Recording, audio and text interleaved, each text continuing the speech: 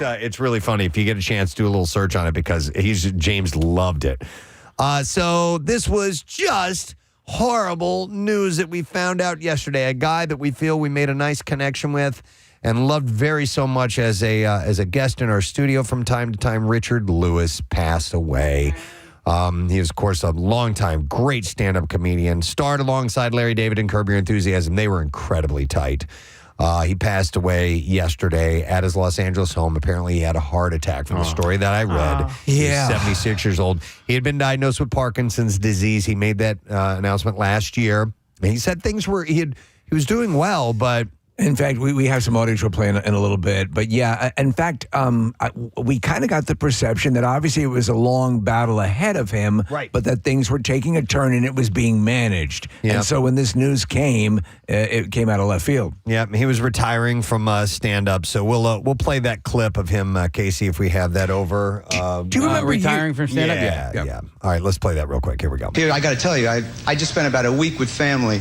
No, and I am these are labeled incorrectly. Yeah. I'm sorry. Okay. What were you going to say, Steve? Do you remember the series he did with Jamie Lee Curtis? Yeah. It was a sitcom. I vaguely years do. ago. Anything But Me? Or Anything But Love or something like that. But I've got was the info here. Yeah, it was a really Anything good But Love. A really good sitcom, and he was a good comedic actor.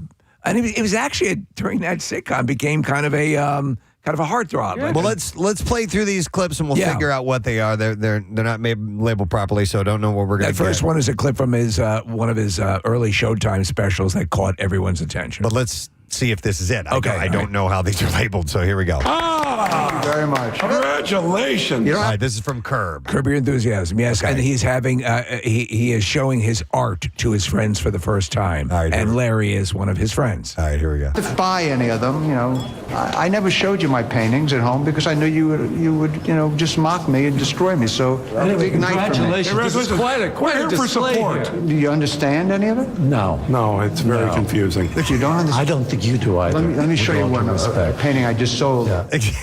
And Larry David said countless times, he said on Curb Your Enthusiasm, that was them in real life. I believe all the time. And he was Larry's dear friend who he knew all the way going back to camp. They were in camp together. Yeah, here's him. This is the retired clip, the announcement. Here we go. But in the last 3.5 years, I've had sort of a rocky time. Out of the blue, I had 4 surgeries. I had a back surgery, then I had a shoulder surgery, then I had a shoulder replacement surgery, and then I had a hip replacement. And on top of all of that, I went to a neurologist, and they gave me a brain scan, and I was diagnosed with Parkinson's disease. Oh, man. Yeah. So let's go through a little bit of this, and we'll play those other clips. So in 2021, he announced that he would not appear in season 11 of Curb in order to recover from the 3 surgeries, which you just mentioned in that clip.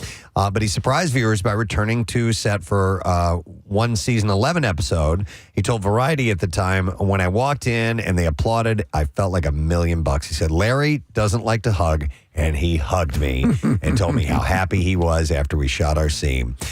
Lewis, who played the semi-fictionalized version of himself throughout the 24 years of Curb Your Enthusiasm, was known for his neurotic, self-deprecating style of comedy. After making his screen acting debut in 1979's Diary of a Young Comic, Lewis rose to prominence in the 1980s and 90s. He would appear on The Tonight Show and David Letterman all the time. He showcased his dark yet brightly animated persona in his 1985 Showtime comedy special. By the way, the names of his comedy specials are great. So his first one in 1985 was called I'm in Pain. And he followed it up with the HBO specials I'm Exhausted and I'm Doomed. And then finally in 1997 he had Richard Lewis, The Magical Mystery Tour. He landed a leading role in the ABC sitcom Anything But Love that he starred with Jamie Lee Curtis in. They were co-workers at a Chicago magazine who fell in love and failed to uphold a strictly professional relationship. The series ran for 56 episodes, had 4 seasons before it ended in 1992.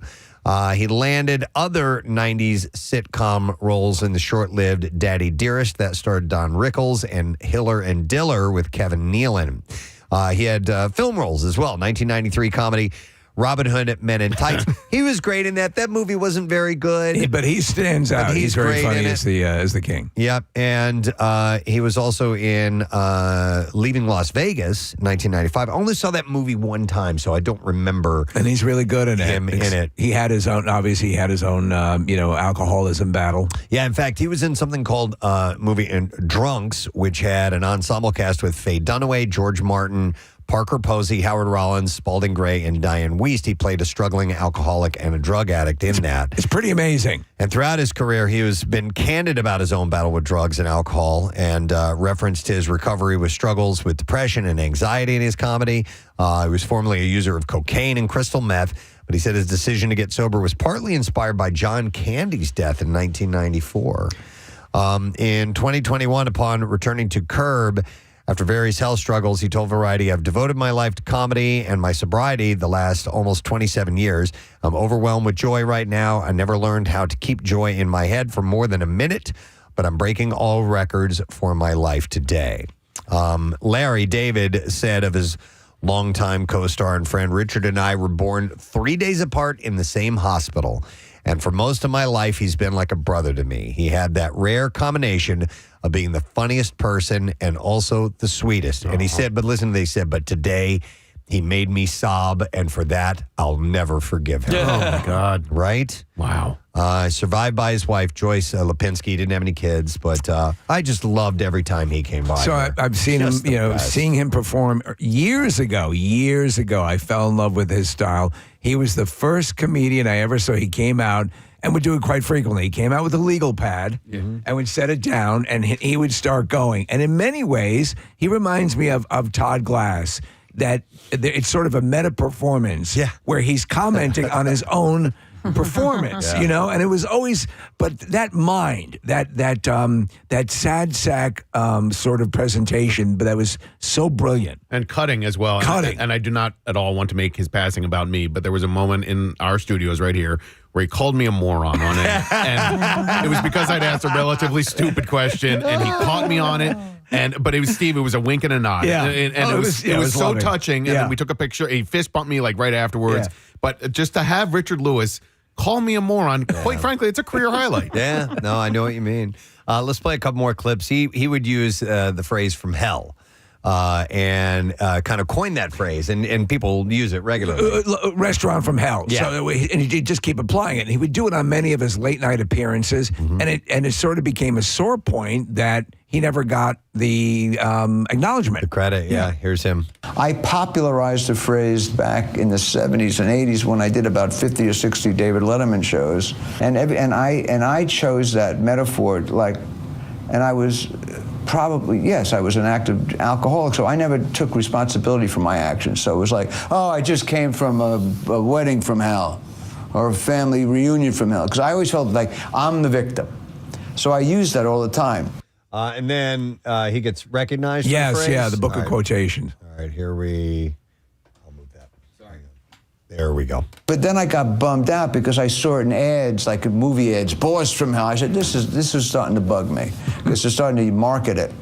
And I know I popularized it. So I finally couldn't take it anymore, and out of the blue, Yale saved the day. And They included it in the book of quotations. And then there's this is a clip from. Is this from Curb? This is very recently, where in the scene, he amends his will to include Larry. Yeah, here we go. I have better news for you. I'm leaving you in my will. I'm tweaking it, and you're in it. No, don't do that. It's done. You're in. I don't want to be in. I have money. I don't need it. Give it to someone who needs it. When I die, I want you to know how much I care about you. I'm not going to keep it. I'm going to give it to charity. You're my best friend. You're getting it. If bequeath, I will not accept. Well, I'm bequeathing. Well, I'm not accepting. You'll have to accept. Don't give it to me. Don't hurt my feelings. I'm not going to keep a penny of it. You're hurting me. Thank you, but I don't want it. I'm giving it to you anyway, pal. Oh, my God. I mean, I wonder. that's them. I wonder if that's real. If he put something in his will, as maybe a joke and a nod to that. I wonder if he actually did that, and he'll get it now. Wow.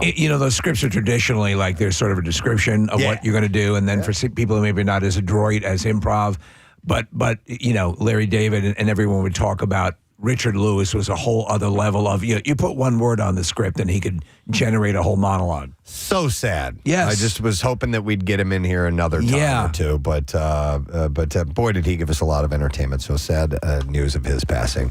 A couple other stories to pass along.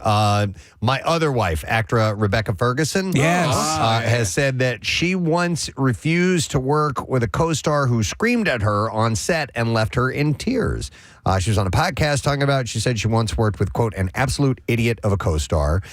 She had learned to stand up for herself after the star criticized her, and she eventually asked for them to turn their back while she was acting. And she didn't reveal the co-star's identity or gender. You know, it's got to be. Who? Tom Hanks. That son of a bitch. Yep. She said the other actor was being so insecure and angry because this person couldn't get the scenes out and would literally look at me in front of this whole crew and say, "You call yourself an actor? This is what I have to work with."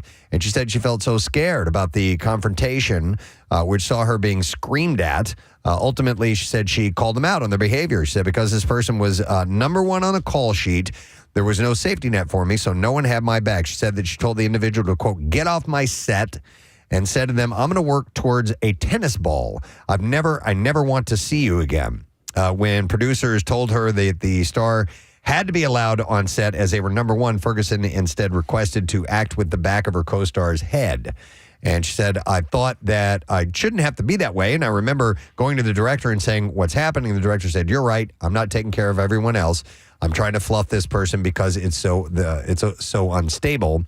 And it's great that from that moment, it took so long for me to get to that, though. And she added that she has only become more confident enough to stand up to this type of behavior. She said, within my last 10 or 12 years, I do that now. I've acted since I was 16. Although she didn't name the co-star, she said it was not Tom Cruise, who, of course, she was with in Mission Impossible. Yeah.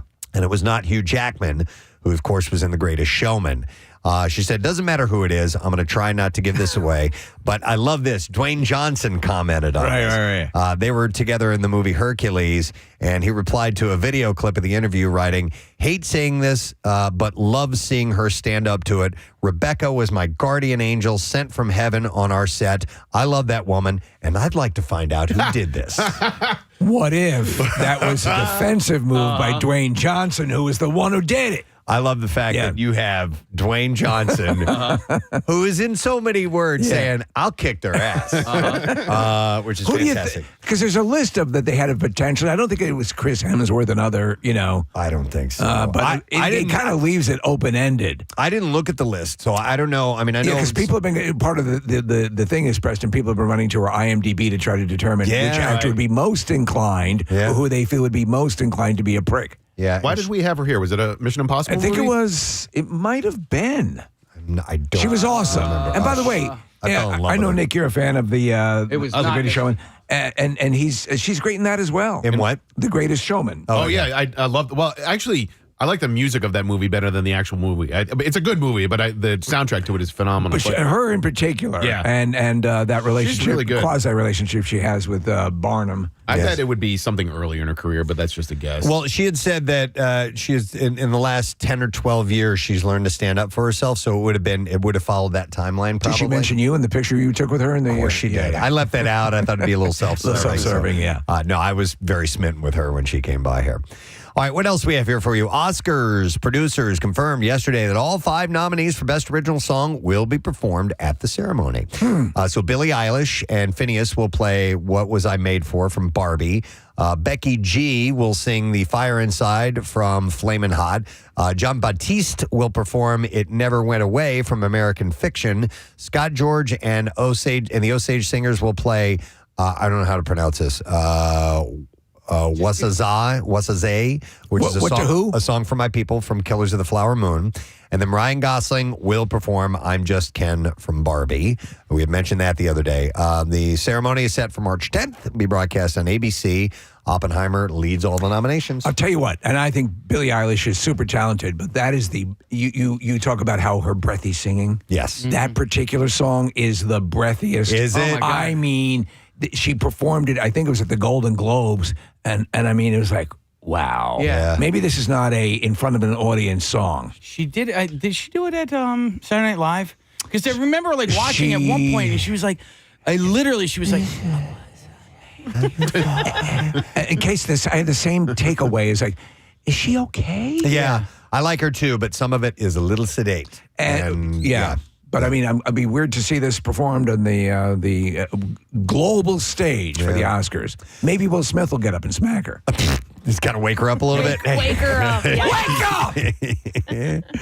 Get that song out your mouth.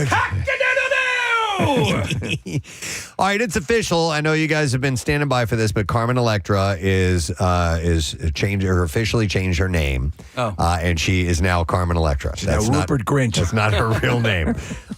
So she's 51 years old. She's been granted a legal name change by a judge. Good. She's been working on this for a while. It was Prince who gave her that name, right? That is correct. Comes 2 months after the model requested her stage name replace her birth name, Tara Lee Patrick, which is not a bad name. I think it's a pretty name. But Electra began going by the iconic alias in the early 90s when she was auditioning to be a dancer for Prince. Electra didn't get the role, but once she heard the name, it stuck. She said, Prince said, "You look like Electra. That should be your name." She said, at first, I thought it sounded kind of like a superhero type of name, which actually it is, so I was hesitant, but it sort of just grew on me, and that's it. I'm Electra now, she said. Yeah, I'm glad she's going back to her other name. Yeah, but all right. So her actual name, Tara Lee. I mean, there's a porn star named Tara Patrick. Is there not? Yes. I wonder if that's a reference. She briefly flirted and had a stage name. It was Gumby Butthole, and that was problematic. The actress, singer, model got her start playing Lonnie McKenzie on Baywatch after its 11th season run. Electra continued to act in films such as Scary Movie franchise, Meet the Spartans, and Starsky and Hutch.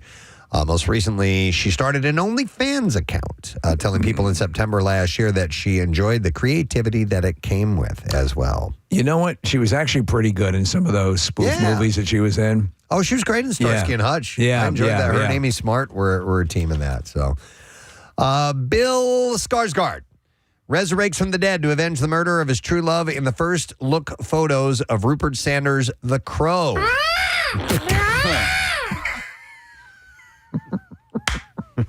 Wouldn't that be great if that's what he did? That's the actual noise that he would make. Like, he runs into the room. What the hell are you doing? Everybody, all the bad guys are so just stunned by what this guy is doing that they immediately drop their guard. And what the hell is that? And he can attack them.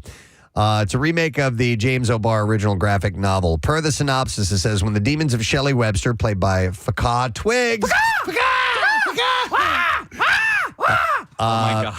When her past catches up with her, she and soulmate Eric Draven, played by Skarsgård, are brutally murdered. Eric / the Crow is soon resurrected and sets out for revenge against those who killed him and his true love while traversing the worlds of the living and the dead to put the wrong things right. I'm a huge fan of the original movie, the Brandon Lee movie. It's great. It, by the way, had a killer soundtrack at the time. It was moody. I was vaguely familiar with the graphic novel, but and Preston, of course, because it carries the pop culture notoriety of being the film that Brandon Lee died on. Yeah. Are Crows and Ravens basically the same? Basically? Yeah. I don't. They're related. They're two separate. They're like cousins. Yeah. Cousins? Yeah. By the way, that's Kathy doing a pretty damn good bird. What was I doing? I don't know. You were auditioning for The Crow. I think I was doing a peacock on the first one you played. Yes. Yep. Yeah. Ravens are smart. Those are birds. Yep. All right. So moving on. Set to take flight in theaters June 7th. Take The film, flight. billed as a modern reimagining of O'Barr's graphic novel, also stars Danny Houston, Laura Byrne, Sammy Bouajila, and Isabella Wee. So, come on. Sorry. You said it. That's what I get to do. We could actually create an audio version of the movie if we get our hands on the script, just with the clips that we have. Okay, we'll move on. Next story. Let's see what else we have. Oh, yes. The Naked Gun reboot is about to make 2025 a good year. Paramount Pictures announced release dates Wednesday for a number of upcoming films. This includes director Akiva Schaffer's new untitled installment in the Naked Gun comedy franchise hitting theaters July 28, 2025. The movie, first announced back in 2022, stars Liam Neeson and includes Seth MacFarlane as a producer. So Seth MacFarlane has used Liam Neeson very effectively in a couple of things. There's a scene in Ted 2 where he's buying cereal at the Lucky Charms. Lucky Charms. No. Is it Lucky Charms? It's Or something Captain for Crunch? kids. Tricks. Yeah, Tricks. Tricks are exclusively for kids. And if he plays it that way, doesn't do a Frank Drebin, but does, like the, I have full-blown AIDS. Right. I think it was Ricky Gervais tweeted out, he goes, he's going to be great because he worked with him in that segment for a show. I wasn't sure who when you started the story press, who the star was going to be. And I was thinking, man, John Hamm would actually be a good one for that one. You know what, though? He's got the straight jaw, just like Leslie Nielsen. He can play it straight. Liam Neeson, Leslie Nielsen came in as in the original Airplane. Robert Stack and Lloyd Bridges. Those are all square-jawed heroes. Yep. I think John Hamm. He would be as well. I want to see what Neeson can do with this. Yeah, and John Hamm did Fletch, which I still haven't seen. I want to check that out. Akiva Schaffer, the director, he's been in studio. He's one of the Lonely Island guys. Yeah, I remember him. You pulled up a picture there, and that he has been here. So he should be the guy that can bring this to life. In an interview with a Hollywood Reporter late last year to celebrate the 35th anniversary of the original 1988 Naked Gun movie, director David Zucker and co-writer Pat Proft said that they had previously written a script for a fourth film. Leslie Nielsen starred, of course, as the accident-prone Lieutenant Frank Drebin in the series' first three films. 1994's Naked Gun 33 1/3 was the final insult. It was called The Final Insult as the last one. Proft said about the reboot, it may come out and it may be great and good for that, but I sure as F should be writing it, he said. I think he's right. He added that he and Zucker have been totally blocked out by it, unfortunately. But during a conversation with Seth MacFarlane that published earlier this year for his series Ted, he told the Hollywood Reporter that the Naked Gun reboot had recently picked up momentum. He said Akiva Schaffer and his team have written a script, and MacFarlane said it is very much alive and moving forward. There's a great scene. I think it's in the first one. You probably remember it, Preston. It's that classic trope where he shows up and he's being set up. So he's going to get assassinated, Frank Drebin. And the guy says, by the way, I have a message from you, and starts shooting at him. And he goes, I cannot hear you over the gunshots. Which is great. By the way, just on a side note, the TED series on Peacock is great. Yeah. It is great. And it holds the whole profanity and wrongness of the movie. So if you get a chance, check it out. All right. Now we have the clips, friends. Couple to Thruple has 4 curious couples exploring polyamorous relationships by dating additional partners. Couple. In this clip, contestants Brittany Babe. Okay. It does work. And Sean Williams talk about getting cast for the show. Here we go. Someone actually reached out and let us know that it's going to be a dating show, right, for couples. Labeled it as like monogamous. Like if your relationship can handle it. Right. Yeah. So you kind of don't want to go to it broken. You want to kind of go into it already solid. Oh no! Couple to Thruple stars air tonight on Peacock. Couple to Thruple. Couple to Thruple. If you were to engage, if you were to pick a thruple, if you were to bring another one of the, what show member would you bring into your thruple? Oh, my God. Oh, what show member? Yeah. Can we do the whole staff? Yeah. Okay. Absolutely. Joe Bell. Joe Bell. Yeah, I think they're great. Yeah, absolutely. Our general Can you manager. talk about the early days of radio? Yeah. I know who Steve would bring He in. can tell some jokes during the whole thing. Cowper. Cowper. This is sick. This is sick. Yeah. I would bring Come on, Steve man. in. Luce, what's wrong, baby? Yeah. This feels good. You're tight. Your shoulders are so tight. It's a lot of stuff at work. Sales. Got any muscle milk? Have any muscle milk or metrics? Come on, baby. Oh, God. It happens to a lot of guys. Say, it's not me. They call me the stallion. Oh, man, I hate it so much. Cowper puts up with a lot. Got to say that. He does. Yeah. He doesn't really even listen. So He doesn't listen. That's how he does it. Yeah, he doesn't care. Casey said he would bring you, Steve. Into Yeah. the- Oh, man. You're the most generous person. Listen, it's completely selfish. I mean, I would be on like... You just want gifts. Dude, I want gifts. That's tell you it. what. That's all. I would be on your junk 24/7. Yeah, and I would be. Thank you. You would be on my junk, and then I would go clean off in my swim spa because that would be the first thing that you would get. Which I would make sure you had. Look what I got So you, we Casey. could hot tub together. Anybody else want to join in on that conversation? Kathy, I come don't even on. want to think about it. You have to answer. Probably Steve, because I would want the gifts too. This is a good point, Casey.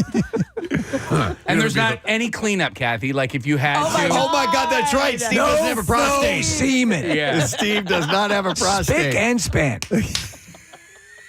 You are kind of like the perfect guy. I really am. Wait, is there anyone else in this office that also Has no Antez. prostate. Antez? Yeah. Antez. He has no prostate? Yeah. I don't no. think so. No, he does not. Yeah, he's one of my prostate survivors. I know he believes in white flush. Yeah, and he also does a mean Yoda. He does do a That's good true, Yoda. too. Yeah. He does do a good. Orgasm I had. Oh, enjoying this you are. I don't know what he's like as a gift giver, though. Oh, I know that his. I bet you he's very generous. His Tupperware drawer is so organized. I might take Antez. No, here's what he does. His wife makes delightfully wonderful cookies. Her cookies, and she helped plan my trip to Universal. So, All right. That's right. Yeah. Can you imagine bringing Pierre into the throuple? No. But if you're bringing Antez in, you're not bringing his wife in. right. You Well, maybe know? you're joining them. there's going to Yeah. be jealousy. Yeah. But he might bring cookies. I'm going Steve. I'm sorry. Thank you, man. Yeah. Nick, did you commit? Donnie. Donnie. Yeah. Wow. Yeah, I just feel like we'd gel. Okay. You know why? Because he looks like Bazooka Joe. Yeah. He looks like Bazooka Joe. Does he? That's not why, actually. I mean, maybe he does. I don't know. Next clip. Next clip. all Here we right. go. The TV show Sexy Beast traces the friendship between Gal and Don during the London criminal world in the 90s before we meet them in the movie of the same name. And here, star James McArdle talks about being part of the series. I've had different reactions. I've had people who adore the film and are like, how dare you? And I'm like, okay, I wish you peace and good luck. And I have other people who adore the film and are like, oh my goodness, they just want to spend time with the characters, you know? So he's saying how. Who's this guy? I guess he sounds Scottish. That's a little bit. His name is James McArdle. It was the Sexy Beast was a movie that was with Ben Kingsley. Okay. Yeah, and it was a very good movie. Okay. So I don't know if the series is going to be Not familiar. Yeah. Season 1 of Sexy Beast wraps up tonight on Paramount Plus. So. Do you know that you have to call Ben Kingsley Sir? Sir, yeah. Okay. Really? I don't have to do crap. Dude. Yeah. You're not in my throuple. Yeah. All right. Suck it, Ben. There's Preston, side-by-side comparison of Bazooka Joe and Donnie. Okay. I mean, minus the eye patch. Yeah. He's got an all-American kind of youthful look. All right, we got to take a break, gang. It's already 10 minutes after 7 o'clock, and we got a party to put on here. Our leaplings, our leap day birthday pipples are here, from what I understand. Oh, At least nice. I saw people rummaging about in the Acme Lounge.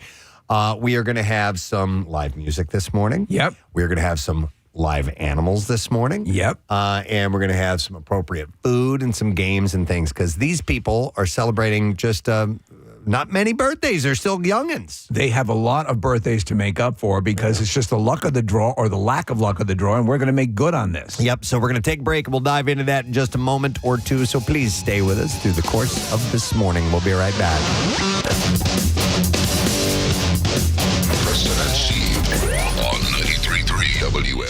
All right, thank you, Kathy. Today is February 29th. It's a very special day for a select group of people that were born on this particular day. How many people did you say countrywide? 5 million. 5 million in a country of 330 million? Something along those lines. I think, is that worldwide or is that nationwide? I'm not really sure, but there's not many people. Yes. And we have a whole group of them birthday babies here this morning for Leap Day. And the term that I heard this morning is leaplings. Have you guys ever heard that before? No one's heard that. Nobody's ever heard of leaplings. Okay. All right. I heard it on the news this morning, so I ran with it, but we have our studio full of leaplings. Now, we're going to meet you guys eventually, but I'm going to mention who all's here. We have David Crum, who is from Titusville, New Jersey. We have Corinne Chronicle. Is that how you say her name? Yep, she is from Mooresville, PA. Jessica Bell from Aston, Pennsylvania. Delco. Jen Lindberger from my town, Harleysville. and Sean Smith from Drexel Hill, Pennsylvania. Yeah. And we'll find out about everybody's ages and stuff in a little while. But we thought, since these guys are like we have a 13-year-old and 11-year-old. We have Corinne is only 11 years old as well. God, they're just kids. That we would have to have a kids-themed birthday party this morning, and that's exactly what we're doing. So we have several things planned, and we're so delighted to have this group in here with us this morning because those of you who catch the beginning of our show every Friday morning, there's a special little song that we play. In fact, the listener has been emailing or texting, and for years he calls it his favorite wee little song. That's exactly how we can play a little bit. Yeah, of let's it play it if you don't mind. So this is how we start. If you're not up early, this is how we start every Friday morning. Hello, Preston. Hello, Steve. Hello, Casey. How do you say hello? And the fine people at Making Music are the ones who created that for us, and they're celebrating their 30th anniversary. Which is awesome. So we would like to welcome Kim and Sandy and Jared and Daniel, all from Making Music. So, Kim, you were here before, right? No, I'm sorry. No, Kim was not. It was Sandy that was here before. You guys were both here before? Yeah. Well, it's great to have you back. So, get in closer to the microphone, if you would, please. So what are each of your positions at Making Music? Sandy, how about you? I own 2 locations, one in Springfield, Delaware County, and one in media. Okay, and Kim, how about you? I own the whole thing. You own the whole thing. I'm the big cheese.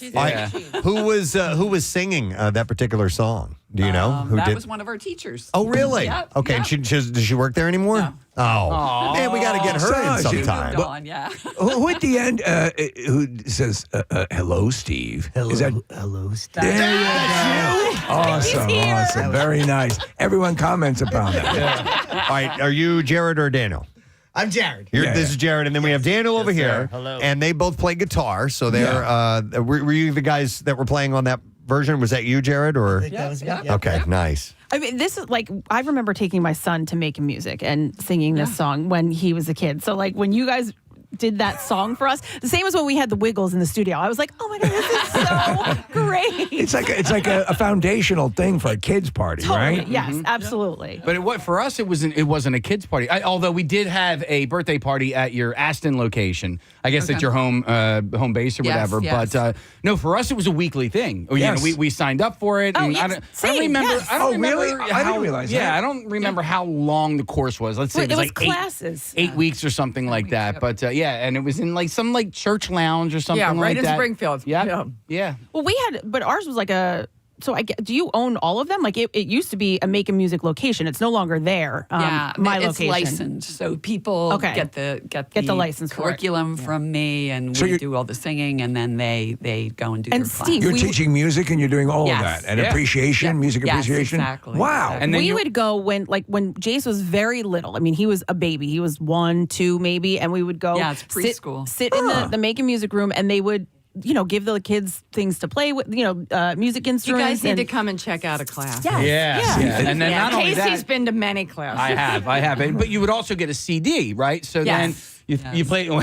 I don't know if people even have CD players in the car anymore, but you put the CD in the car, so then the kids would learn the music, and then when you went to the classes, they could sing along, and it wasn't them just sitting there listening. The I music love is that. streamed now. Yeah. It's Oh, on it is. Spotify. and Apple Music. Now, like Eliza Jane is a total banger. I love that song.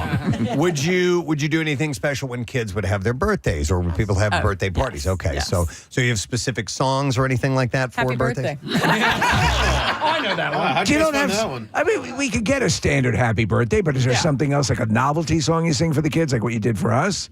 No. They're shaking their head no on that. How about Bruce Springsteen's I mean, Jungle? No, Land? but there are other songs that we're gonna Yeah, we that have are lots birthday of other themed. songs. but Okay, yeah. By the way, Nick, I was way off on the 5 million, wasn't I? Yes. So apparently there are 362,900 Americans born in with that birthday, February 29th. It's even more elite in the U.S. And I did the odds because I want to find out about this later. But if you are a leap day baby and you yourself have a leap day baby, the odds of that happening are 1 in 2,134,521. Wow.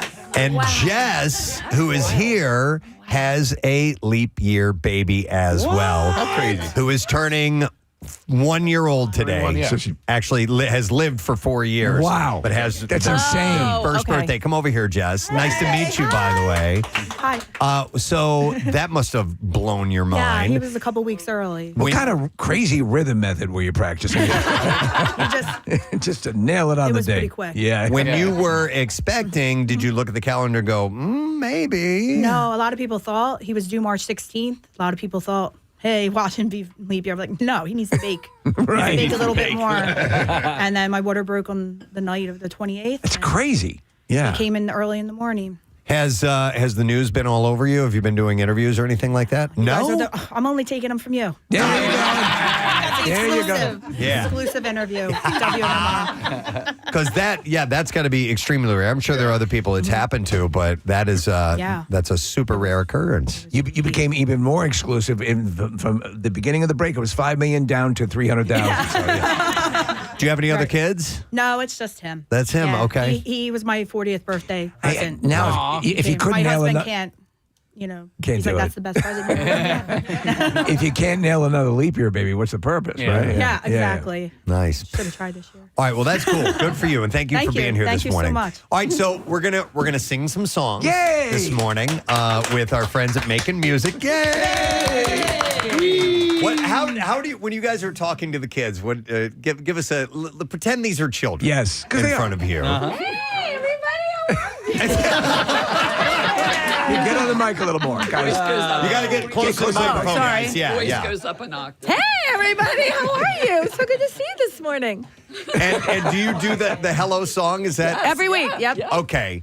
But do you do every kid in the Every class? child. You say But we their can name. just sing to the boys and the girls here. Yes. Okay. So the Lieblings. All right, can we do that hello song? do it. Absolutely. Let's do it. Now, the ones with the numbers on their tags, they're the ones celebrating the birthdays today. It's not everybody, All right, but we'll just go down and do their names? Yeah, why don't we do Okay. that, okay?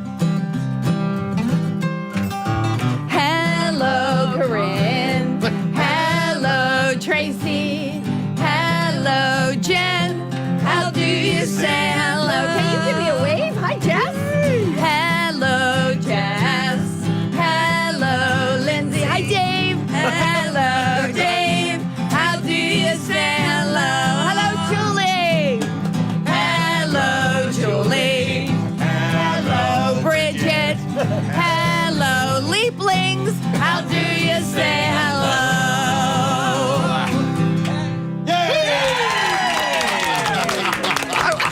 I would have loved that as a kid. Dude, we need to do that every morning here. Every morning here. Except you do it on the drums. Yeah, right? Well, you guys have percussion instruments here We with do. you. So what Let's do we make have? music. We have some shakers. Yep. Oh, dude, when they would bring out the sticks? musical instruments, the sticks, the shakers, like that was the best. And like the kids are all going for the shakers. I'm like, yeah, I want one too. Oh, we get one? Yeah. Yeah, man.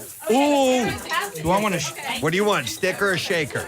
You know what? You pick. You tell me. I guess I'm going sticks. Oh, and these are the. So this is obviously you get kids turned on to music. You know, I don't want to relive my nightmare that I was stuck with the trombone when I really wanted to play drums. So now, Preston, would this have been an entree? I have the sticks. This might excite me to be a drummer, right? Absolutely. Most definitely. These are all percussion instruments. And But these the eggs, right? Yep, that's the shaker. I think that's a pivotal. That you can just be a whole rhythm section with that shaker alone. Preston, All right. name this tune. Ready? All right. Casey, did you get eggs? That's Lowrider. Lowrider. There we go. Yeah. I said Preston name that tune. Steve got me. Son of a bitch, sorry. All right. So, what song will we sing and play? And is there a specific rhythm that we need to try to keep? Chick, chick, chicken. Chick, chicken. And we're gonna be. Now, how's that go? We're gonna be Chick, doing chick, this. Is it like the chicken dance? Okay. All right, guys. All right, we got a fun bunch. Stay into it.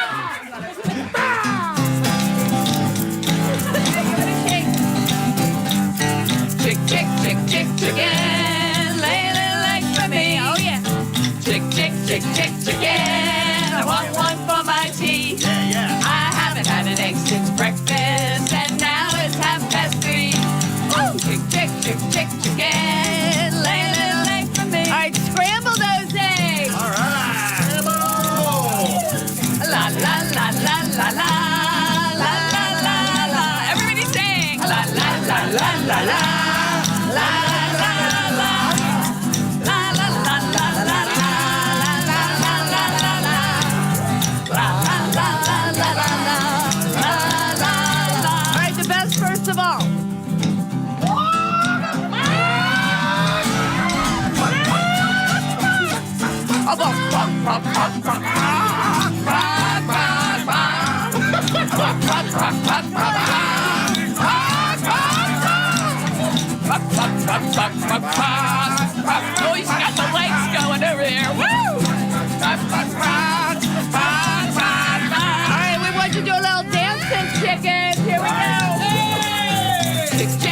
chick, chicken. Lay a little egg for me.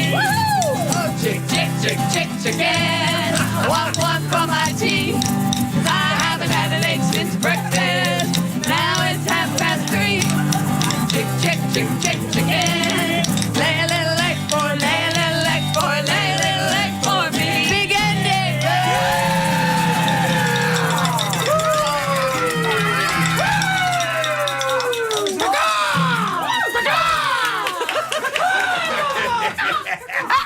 That was awesome. I love that song. That sounds like a sick rooster. Go birds. I love being in the class with the children because you could just be silly, and as an adult, like you don't ever really have an opportunity to just like. Yeah, we never get to be. Well, no, I'm just talking like the lay people. But I know you're exactly right, Case. There's a childhood innocence that you can tap into, Yeah. Yes. and you guys have to have special. There's a special we're very part of you. special. Yeah. You're very special. We are all immature. I remember being in a class one time with you guys, and there was a dad. He was sitting over like at a table, and there was a newspaper on the table, and he grabs a newspaper and opens it and start reading. I literally grabbed the paper out of his hands. I was like, "Dude, can you just be present for a moment?" You son of a bitch. Can you believe I did that? And then a fist fight took place. I'm gonna kill you. I'm not gonna make music. I'm gonna make blood.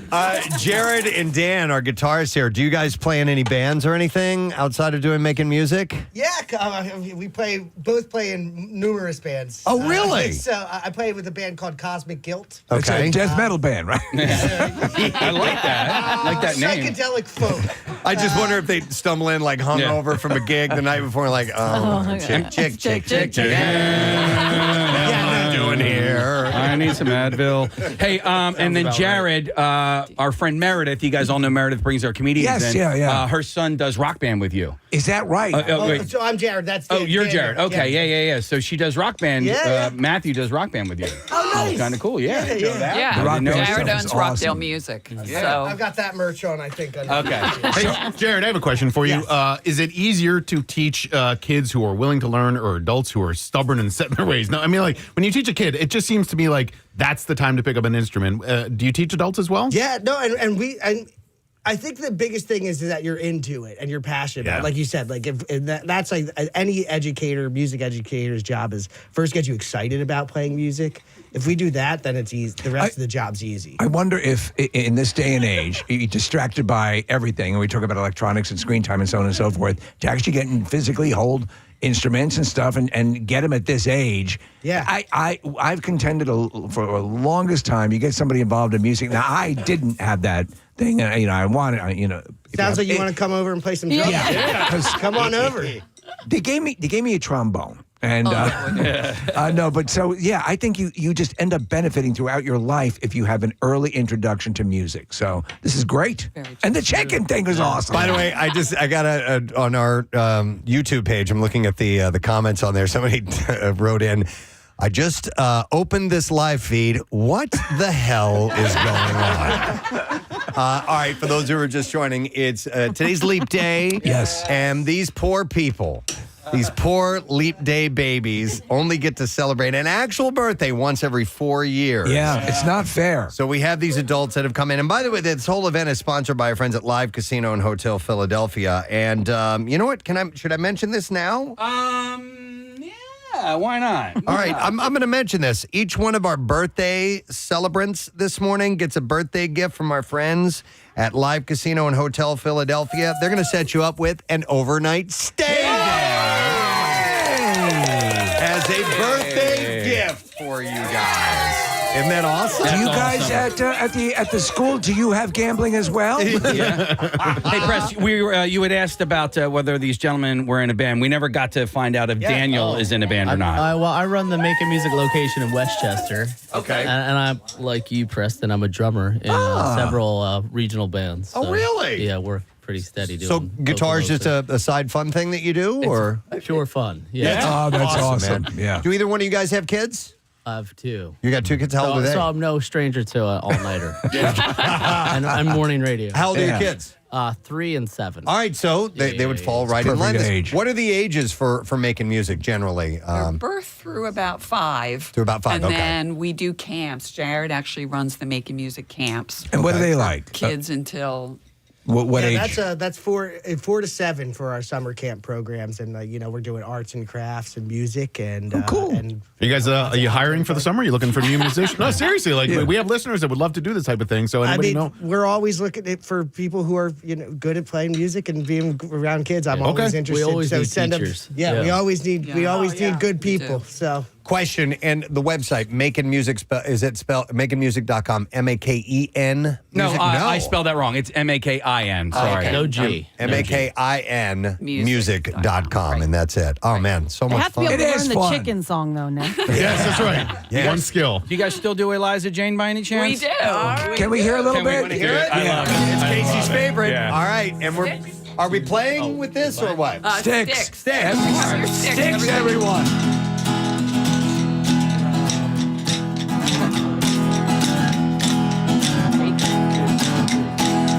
Come, my love, and go with me, Eliza. Come, my love, and go with me, Eliza Jane. Oh, Eliza, little Eliza Jane. Oh, Eliza, little Eliza Jane. All right, you guys do some stepping. Here we go. Oh, come, my love, and go with me, little Eliza Jane. Come, my love, and zip with me, little Eliza Jane. No faster. Oh, Eliza, little Eliza Jane. Oh, Eliza, little Eliza Jane. Okay, here are the bees are here today. Here we go. Buzz, buzz, buzz, buzz, buzz, buzz, buzz, buzz, buzz, buzz, buzz, buzz, buzz, buzz, buzz, buzz, buzz, buzz. Skeeter.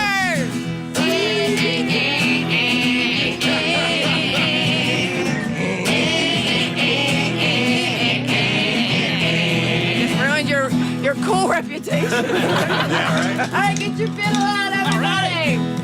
La la la la la la la la la la la la la la la la la la. Guitars. Oh, Eliza, little Eliza Jane. Oh, Eliza, little Eliza Jane. Yeah.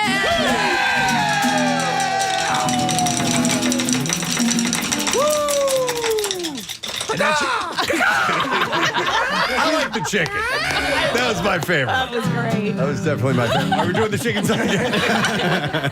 All right. Well, listen, I know you guys have to get going. You got to get to class, right? Yes. You got to work. Yeah. So we highly recommend Making Music. So much fun. And it's perfect for kids and to introduce them into the world of music. It's wonderful. Yeah.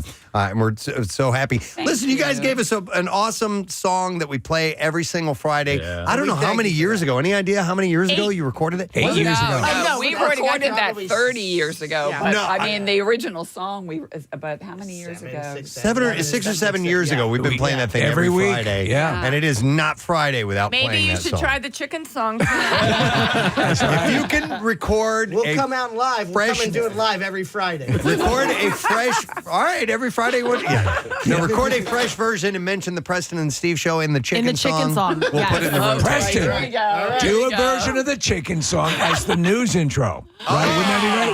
Yes. All right. Thank you guys so much for being here. Kim and Sandy and Jared and Dan from Making Music.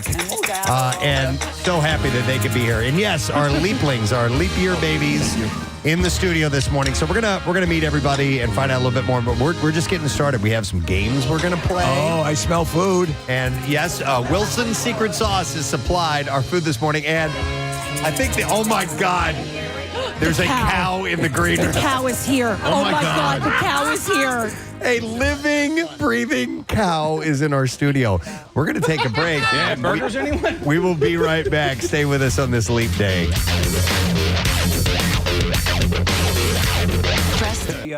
And that's your traffic on 93.3 WMMR. All right, thank you, Kathy. We are going to do the Bizarre File in this segment. Right after that, we have a concert announcement. And then we'll come back for a very special thing with our birthday kids. But let's do the B file right now. WMMR presents Preston and Steve's Bizarre File. Brought to you this morning by Helium Comedy Club, bringing the laughs to Philly for many years. Helium Comedy has the best comics of today and tomorrow, live every week. Tickets and lineup at heliumcomedy.com.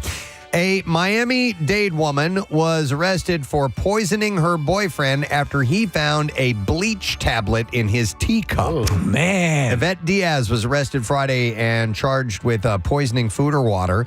The alleged incident happened when the couple, who have been living together for about 3 years, were at their home. Diaz's boyfriend made himself a meal and some tea, and then he walked outside to call his employer. He came back inside, and he offered Diaz a bite of his meal, which she accepted, but when she exclaimed how spicy it was, he offered her his cup of tea, and she adamantly declined that. No, dude, it's got bleach in it. The boyfriend took a large gulp from his cup, and his throat started to immediately burn, and then he noticed a strong smell of bleach coming from the cup and poured it in the sink. He then looked in the cup and found the remnants of a concentrated bleach tablet that he usually uses for dissolving into 5 gallons of water. Holy hell. And he said, "Did you put bleach in my drink?" And her response was, "I thought it was sugar." Yeah, right. The boyfriend was taken Honey, to are you upset? the hospital for treatment. The report noted that the sugar was in powder form and kept in an upper kitchen cabinet, while the tablets are kept under the kitchen sink. Diaz was arrested. She was booked, obviously. Look, CLOROX. Sugar. Yeah. All right, this is pretty funny. This has been making the rounds. Parents, children, and now disgruntled actors are in an uproar over a catastrophic Willy Wonka-themed event in Scotland that went viral over the weekend. The Willy's Chocolate Experience ended with police sirens, when families enticed by fantastical AI-generated images arrived to find a filthy, barely decorated warehouse. And now actors who joined in on the fiasco are speaking out. Paul Connell, who said that he was one of several actors hired to play Willy Wonka, posted on TikTok that he was handed a 15-page monologue of, quote, AI-generated gibberish and told to memorize the script in one day. Among the more unsettling lines was an aside about an evil rival chocolate maker, which apparently terrified children. He said, "There's a man who lives here. His name is not known, so we call him the Unknown. The Unknown is an evil chocolate maker who lives in the wall." In a video shared by the attendee, he said, "The Unknown you can see the Unknown emerging from behind a mirror," and it prompted terrified reactions from the children. Actress Kristen Patterson, who's been dubbed the Meth Lab Oompa Loompa Lady, Oh my God. for a photo of her behind a smoking chemistry set, told the Daily Mail she hasn't been paid for her work. She said, "I was angry at the time because I felt like this is embarrassing for me, and I felt bad for the people coming in as well. I actually ended up shouting at the organizer, Billy Cool, and I just said to him, he's a joke, and this is embarrassing, and he basically, how can he live with himself doing this to people?" Cole, who deleted his LinkedIn account following the debacle, reportedly promised a full refund to customers.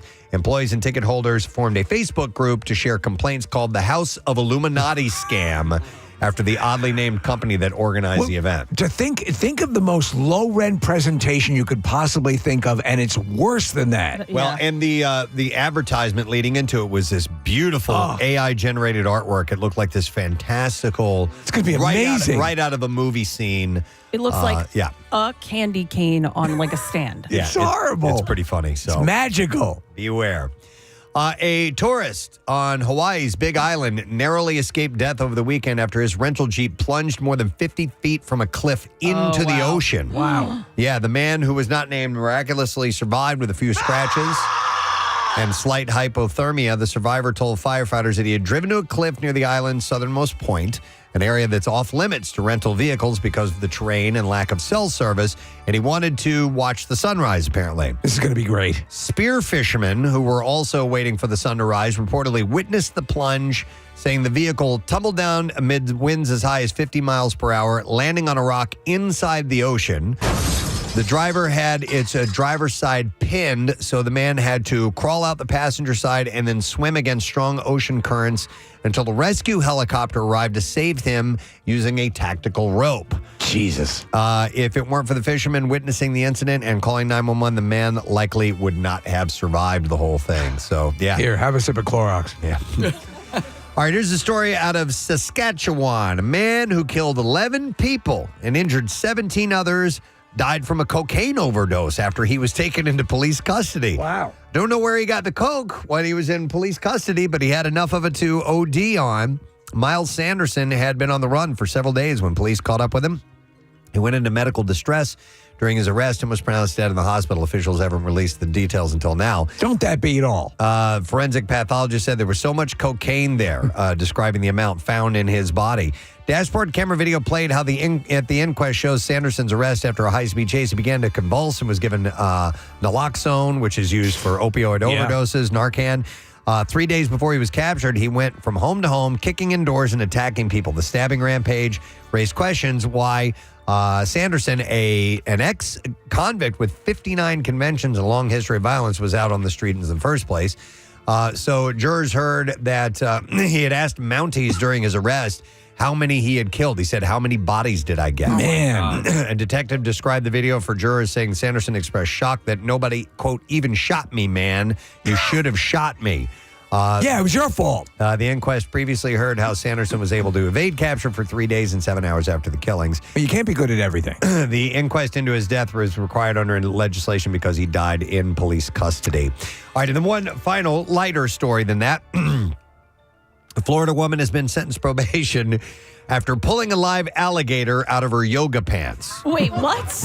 You ever do that, Kathy? I know you've done the goat yoga. Have you ever done that? I've not done alligator yoga. Ariel McCann LaQuire was arrested during a traffic stop. Police searched the vehicle she was in and found 41 turtles inside a Teenage Mutant Ninja Turtles backpack. All right. When police asked her if she had anything else in the car, she pulled a foot-long alligator out of her yoga pants.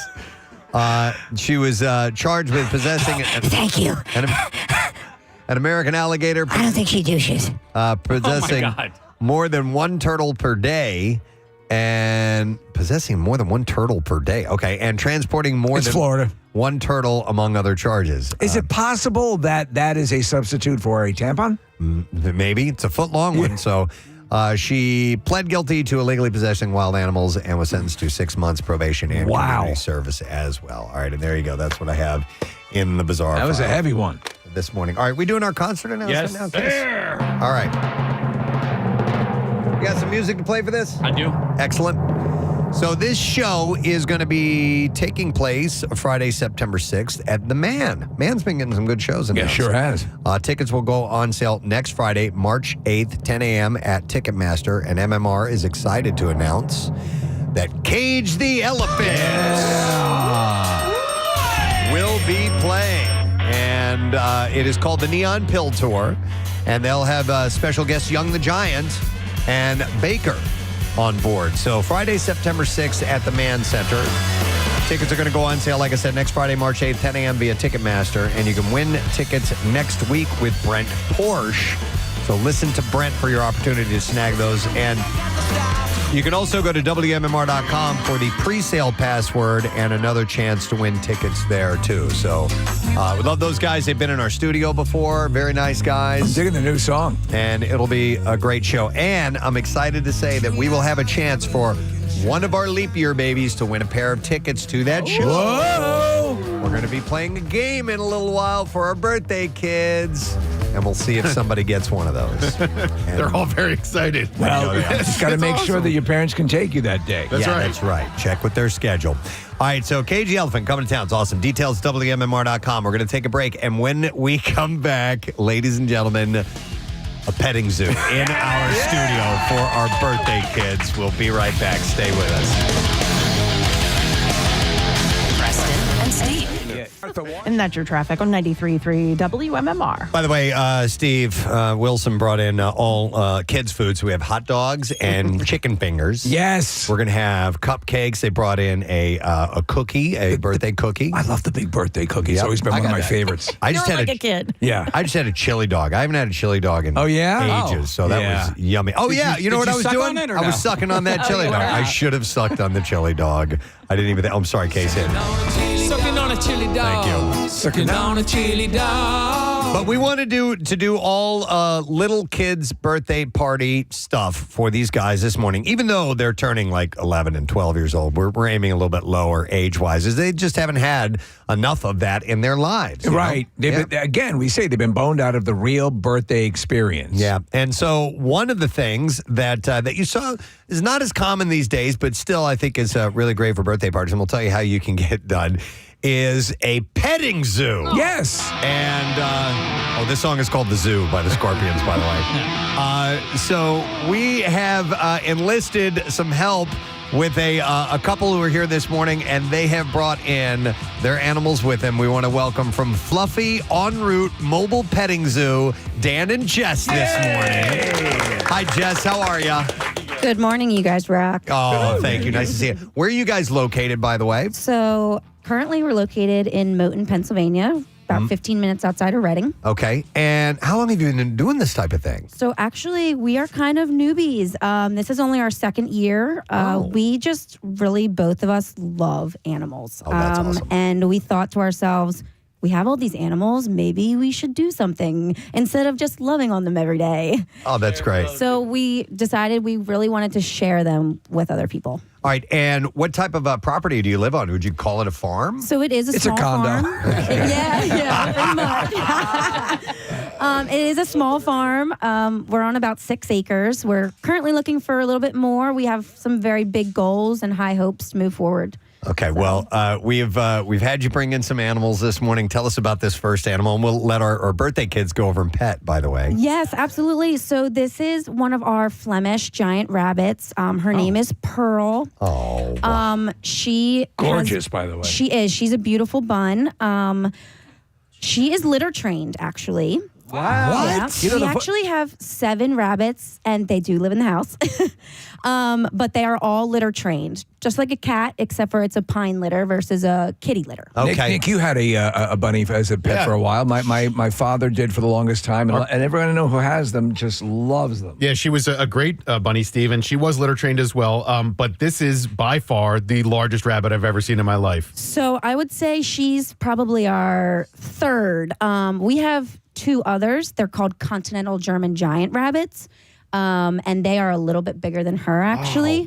So when Flemishes are a little bit more hunched over versus a continental, they're a little bit more proud, and they don't have big of the neck pouch area.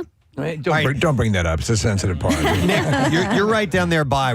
How would you describe the size? Because I can't see from where I am. It's bigger than your standard cat, and she also has huge ears. And what does she weigh? Probably like 25 pounds, something like that? She's about 20 pounds, and my continental male is almost 30 pounds. He's about the size of a medium dog. Now, I don't mean this as an indelicate question, but are they normally raised to be eaten? Meat. Yes, meat. They are one of the larger species for meat. Right, okay. All right. I mean, not that we're going to eat this one. However, I will say the New Zealands and stuff like that are a little bit more tender, and they're smaller. So people will use them versus these big guys because they're easier to house. They're so sweet, and the disposition is always so sweet. And, but so what is the largest species of rabbit on Earth? By the way, before you answer that question, can our birthday people come in and start petting them now? Absolutely. Or why don't you guys come on over and we'll ask the question. Line up now and be respectful. She's super soft. She's one of our best buns that we have. Okay. Preston, she's definitely bigger than your dogs. Yeah. She's definitely bigger. Absolutely. Sorry. So you can tell she's a little squirmy when Dan picked her up. The depth perception for them, they do not like to be held, and they don't really like to be up high. Oh. They're and we're doing both of those things right now. Cats of where if they fall, they're going to land on their feet. Oh, right. Okay. And can they reach over? Well, I guess they can't. No. Yeah, you can go in too. Go ahead. Yeah, go ahead, Sean. Yeah, Be the do it first that way. one. This way Sean, you go can on Make a in. move. Yeah. Sean, you're only 9. You're the Come on, youngest yeah. one here. You can go in there. Good All morning. Yeah. right, so they're now. We actually to describe Just this. a We have couple at a time, yeah. To describe this, we have a pen set up in the studio right now. So they brought this pen out, and we've laid down some tarps.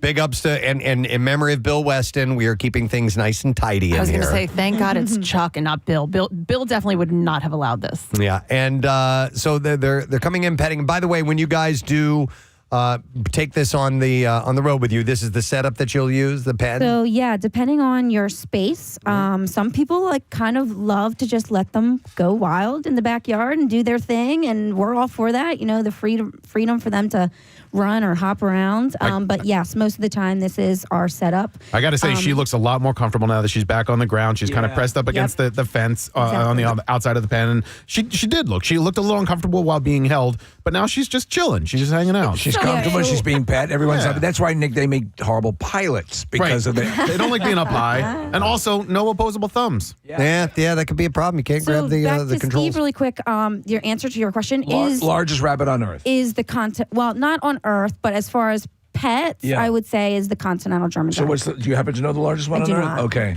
Kathy, you're probably not going to pet the animals, are you? I can already feel like a tickle in my throat. Really? It's from one of the animals. I don't know what it is. But It could be from me. Okay. Yeah. I was just curious how soft they are, and I'm not going to walk all the way around right I'll now. just wash my hands. Nick's going to Immediately because she afterwards. looks incredibly. They're just gorgeous. Plush and soft. Yeah. Preston, you've never had, you used to be around a lot. You're on horses and stuff. Yeah, we never had a rabbit And as a rabbit pet. is a horse, essentially. This one's the size of a horse. We captured one. There was one that either got in our house or something like that, and then we had it in a styrofoam container, and we took it out in the backyard. And as we let it go, our next door neighbor's German Shepherd ate it right in front of me. Oh my God. In front of me. That's I was like traumatic. 3 years old. To this day, vivid memories of that. Yes. Traumatic. It was horrible. All right. So did everyone get to pet the bunny? All right, let's bring in our next animal. Bye, bunny. I can see Connor in our green room, and he is holding, no, not a cougar, a goat. Look I've at always this. loved goats. I love goats too. So this is our goat, Jamie. Jamie, okay. She is a pygmy Nigerian dwarf cross. Already started eating. She You have a little came bit in of hay in. Oh yeah, Immediately to these eat. animals love to eat. I remember getting my shoelaces eaten from goats. Necklaces. When I was a kid, yeah. Unfortunately, tutus at little girls' parties, one of their favorite snacks. Hair too, right? Hair, Like, yep. Oh yeah. If I'm Maybe a laying haircut. down next to them, they're As all Steve about the said, hair. when I was a kid, we lived in a more rural area, and we knew people who owned livestock, and they had goats, baby goats. And I remember as a little kid getting butted by those sons of bitches, man. They can, yes. Yeah. And that's all depending. It's, I tell everybody, it's like any animal. The more time that you spend with those animals is the friendlier they're going to be. Okay. So those goats most likely didn't have a whole lot of one-on-one people time. So you raise a good point, because my neighbor, we were in suburban growing up. There was a decent spread between the houses, and my neighbor had a goat, was the sweetest. And they have they're just but they're a unique animal, you know. And what they'll jump up on things, and they love to perch. One of the things that does freak me out about goats, though, and I don't know if it's all goats, but their pupils are rectangular. The devil eyes. Yeah. And They're funky. They're really funky looking. Yeah. Yes. But can they be affectionate animals? Very. Okay. Yes. So we let our goats free roam with us in the morning when we're doing our feeding and stuff. And they're kind of like dogs. Okay. They will follow you around. Yeah. I mean, and you call, some of them do know their names. So you give them a little call and they will come over. There's no way she's while eating there's right food. Oh, she is adorable. What are the- Yes, they what do are the- love to jump around and be very silly. What are the treats they're being given here? So that's just actually a goat pellet. Okay. The girls are allowed to have a little bit more than the boys. Boys. So the boys, it can actually mess with their urethra tract. all right. Kidney stones, they're a little bit more prone versus the girls. So what do they eat on a normal basis? So grass Other goats. and hay. Okay. How do they mate with one another? They do. And on your farm, or they'll do. Okay. So we personally have not had any babies yet. These guys are females that we have are just turned a year. Okay. And we do have a couple of boys that are waiting eagerly across the other way. Now, this is an odd question, but I was curious if there's a certain time of year you will allow them to do that, because I had spoken to somebody who raised goats one time and said that you have to be careful. You don't want them to give birth during the winter time. It's a little cold. Yeah, and it can be dangerous for them. They can freeze, the babies can. So depending on your setup, I would definitely say if you have a heated barn, you could go all year if you really wanted to. And I'm sure they want to go all year. Yeah. I mean, we do also, we have one of our younger goats. Like any animal, if you're introducing someone new, they can kind of pick on one of the others. So we do have a little bit of a younger one, and she also is in the house. Okay. So she's got a little different setup than these guys do. Again, I think it used to see it a lot more, but they're not that you want to take an animal that's meant for a large space or farm, but I remember growing up, there were a couple people that had goats. Probably not the best thing now in this day and age, but if you have the land, a good pet. Yes, absolutely, okay. yes. All right. Do they also trim? in multiples, though. They are sensitive animals. They do like companionship. So I would say at least 2 goats. Do they trim the lawn? Not as much as you'd think. Right. They can't do the pull start. I mean, now if you have 100 goats, then yeah, maybe sure. Okay. But they do like weeds and things like that you might. There's probably people in this room that love weed. So The sound they make, is that a bleat? Is that what that's It is, called? yes. And can they don't do that on command. It's not like a dog. You can get No. I'd love to hear Not a speak, yeah, not a speaking Bleat, thing. Jamie, bleat. That's awesome. They are adorable, and I remember as a kid going, yeah, it worked. He knows.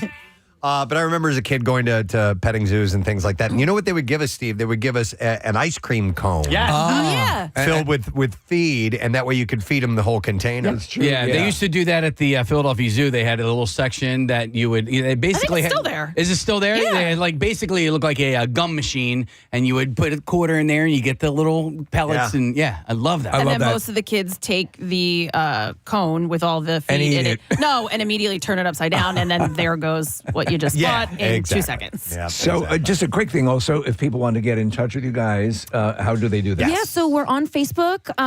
That's probably the best and easiest way to message us. And then our information as far as an email and phone number are also on there. Give the name of the farm again. We're Fluffy en route. So we only travel as of now. We don't really have anybody come to us. Okay, all right. Which kind of makes it more fun because I think so. Yeah, because we kind of never know what we're getting and never know where we're going to be, obviously. But you take a lot. I mean, your setup is very professional. You take a lot of precautions. You're very good with the animals. So if people are wondering what it's like, it is definitely a well run deal. So now you have the crocodile. No, you have.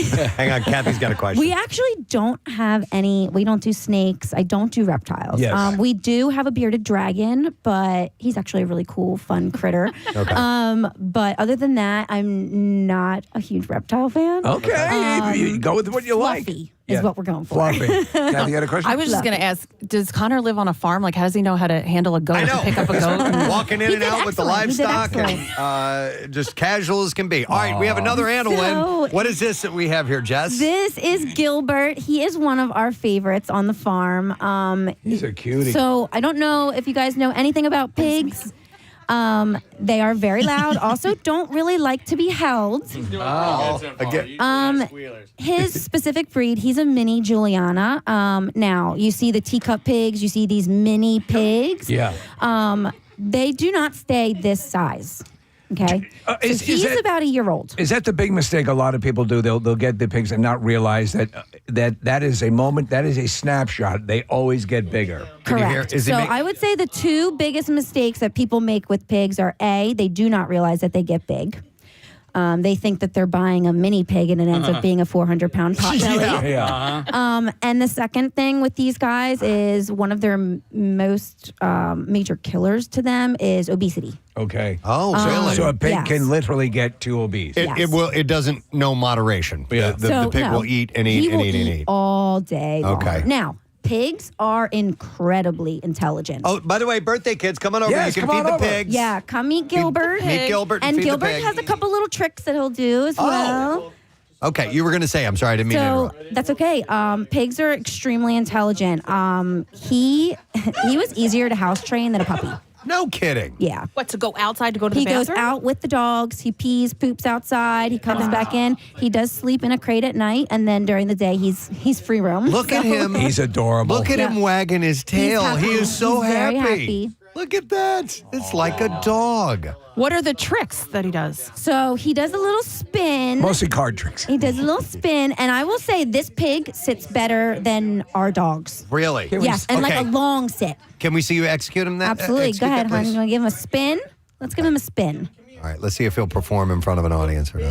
Look at his tail wagging. Oh, I know, he's so happy. adorable. Closer to his nose, honey. Closer to his nose. Yeah, it's okay, buddy. Are you shy? He's going for the full basket of food. It's okay, buddy. You know that look. But Preston, Babe. You think of Babe, right? Yeah.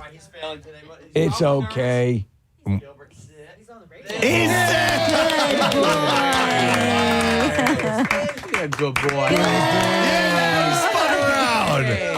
And how big will Gilbert get?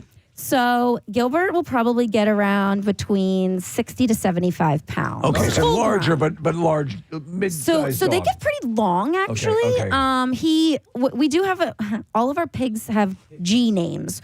So we've got Gilbert, we have a Gus, and our oldest boy, he's about to be 4. His name is Gizmo. He was our first pig. Gizmo because he sounded like a gremlin when he was a baby. Oh, yeah? They make some very interesting noises. But yeah, so Gizmo is about 70 pounds. But again, if you don't know what you're getting, you end up with these huge pigs, and then that's why people are trying to rehome them and give them to other people. Is he, Kathy, is he making noise right now? Is he kind of grunting? I want or- her to put the microphone next to the pig when they pick him up Okay. because that's when he Oh. started to get a little nervous, I think, when he was picked up, and that's when he was making the Don't noises. make him nervous. No, I just want to hear him. Yeah. No, when they pick him up to take him back. Okay. Yeah. So, he is. He's that- very, but you that can little tell how tail. social he is. They're so social, very friendly. Do you also you rescue animals? So farm animals, actually, we do. Yeah. He actually was one. Someone had reached out to us and said they could no longer keep him where they lived. Actually. And of course, we can't say no. Yeah, so yeah. we took him, and he's been excellent. He's a been sweetheart. great. Yeah. And like I said, super social. So he actually went through mini pigs like this because of how they're bred sometimes. They can be known to have seizures. He did have a mild seizure that he ended up staying at the vet for a week, and It's expensive. it is, Yeah. unfortunately, yes. But we love the animals, so we're Yeah. going to do anything we can for them. If you However, go ahead. go ahead, Preston. I was going to say, if you're just tuning in, we have Fluffy En Route Mobile Petting Zoo is here with us for our Leap Day babies. What were you going to say? I'm sorry, Jess. So after he had that seizure, he just got very depressed to the point of where he didn't even really want to come out of his pen. So to kind of help and fix that situation, we got the pig a pig. Oh, really? And he immediately, as soon as we brought the other pig in the house, he started oinking and making noises. And yeah, it's pretty wild and incredible. And sometimes- they are best buddies. Animals need they need a buddy. I always tell people if you're I rescuing like in twos at least. animals, like cats or dogs or anything, if you can get a companion animal, you're good. And they live longer when they're surrounded by their animals. So, Jess, is he being fed orange slices right now? So yeah, so he and he gets, eats the rind and everything, I assume? So our pigs, they get pellets in the morning and at night. And then during the day, they are on a very strict veggie diet. Okay.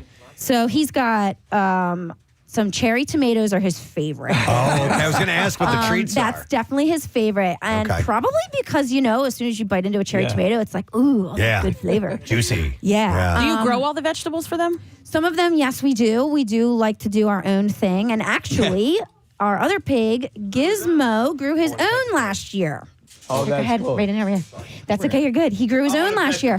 You got to pet the pig. We gave him the full-grown tomatoes, and he must have been sloshing them around so much out in his pen that they literally grew an entire vine. Wow. Yeah. But that's better for you. Now you're Absolutely. It was buying all lots these. of work. Give it a little extra water on the side, and it was great. Preston, what do you think? Yeah, and unbelievable. I just Have him sit. He's wagging his Good tail. boy. Aww. He's so cute. All right, so did everyone get to pet the pig? All right, Gilbert. Good job, Gilbert. All right, you want to mic him up here? Or is he? Yeah, can you? I want to hear if he. Let's have the audience here. There you go. Okay, buddy. Well, I love it.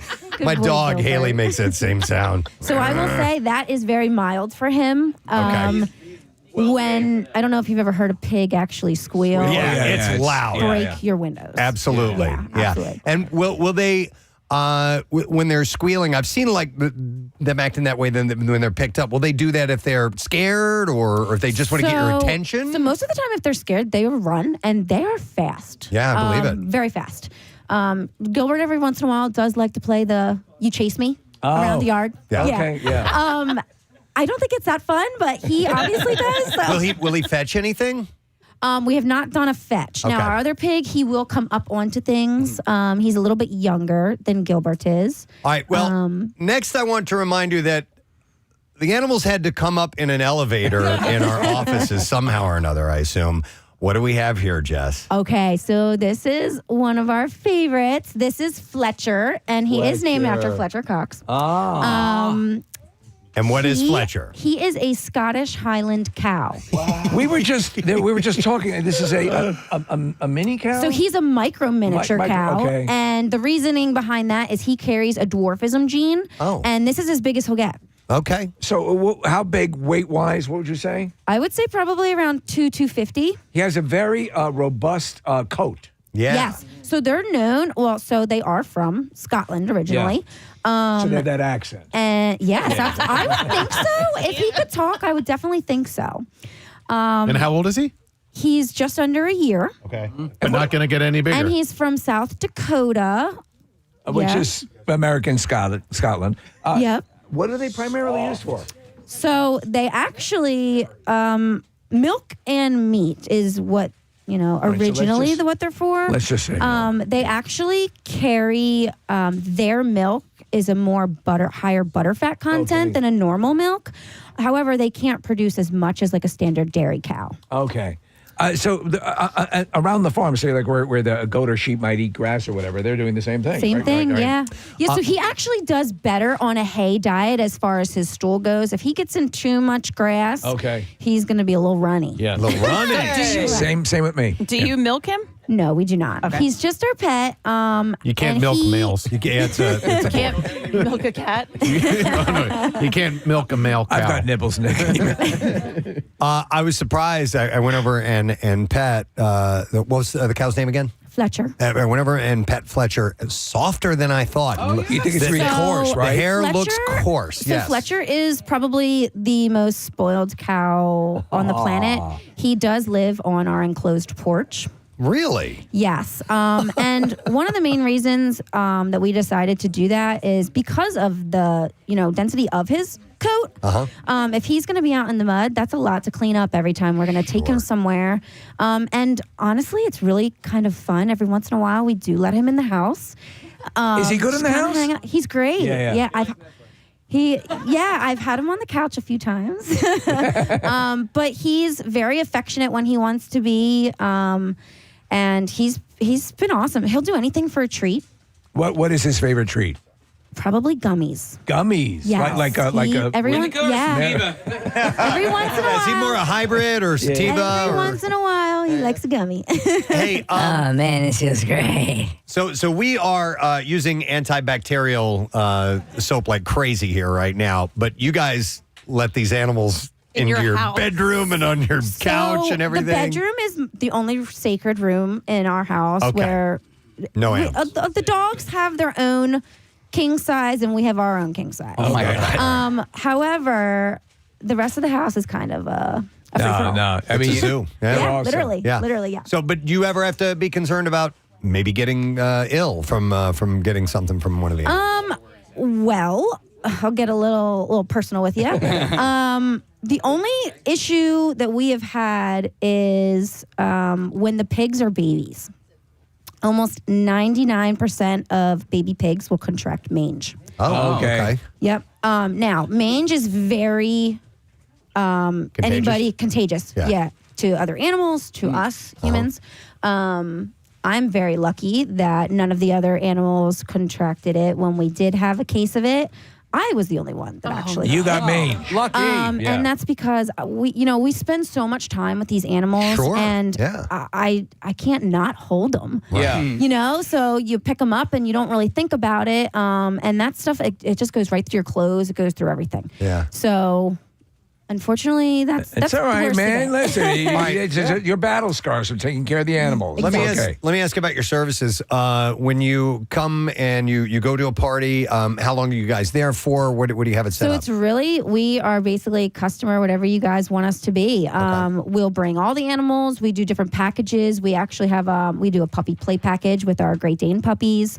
We bring him. A lot of people just want to have time with him. So we start at 30 minutes and we go up from there. Okay. We also offer, for birthdays that do want to have him, we do baskets. You get like a Highland cow stuffed animal. You get like a little cute little stuff. Yeah, it's really fun. And we love sharing them with everyone. They're wonderful. Really Will fun. you ever, and I know this is probably less requested, will you ever drop one off at a motel? If And there's no a questions special- asked? No questions asked.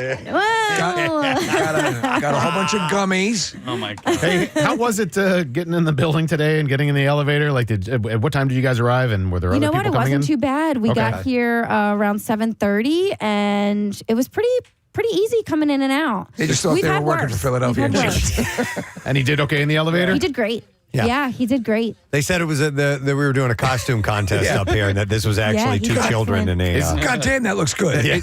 Is it true that you can't take a cow downstairs? So he actually does go up and down the steps. We actually have a shuttle bus, Okay. and he goes right up and down. I don't know if that was like an urban legend or whatever, but cows don't like going down steps, is what I always So heard. Nick, you actually- can't take a platypus on an escalator. That's what I was, yeah. Right. So actually, too, before we had our shuttle bus, I got him. We got him as a baby, and he was just on a bottle still. And Dan could lift him at, a little under 100 pounds. How much is he now? But I would say he's about 250. Yeah, well, you ain't lifting that. Yeah. Yeah. So we, like I said, he'll do anything for a treat. So I did teach him how to walk up and down a handicap ramp and into the back of an SUV. Well, he's gorgeous. He really is. And he has such a great disposition. Wow. Yeah, Awesome. he's a sweet boy. You think Fletcher Cox knows about him? I mean, let's get it out to him. Let's get him in here. What do your family members think about what you do? We're crazy. Yeah, okay. That's what I thought. No, they actually don't really bat an eyelash anymore. I think it's just kind of you got something else. All right. Okay. But I will say it's definitely, if they have any questions, we're probably the first ones. Is there a holy grail animal, one that you would just love to own, but more than likely will never be able to do that? You know what?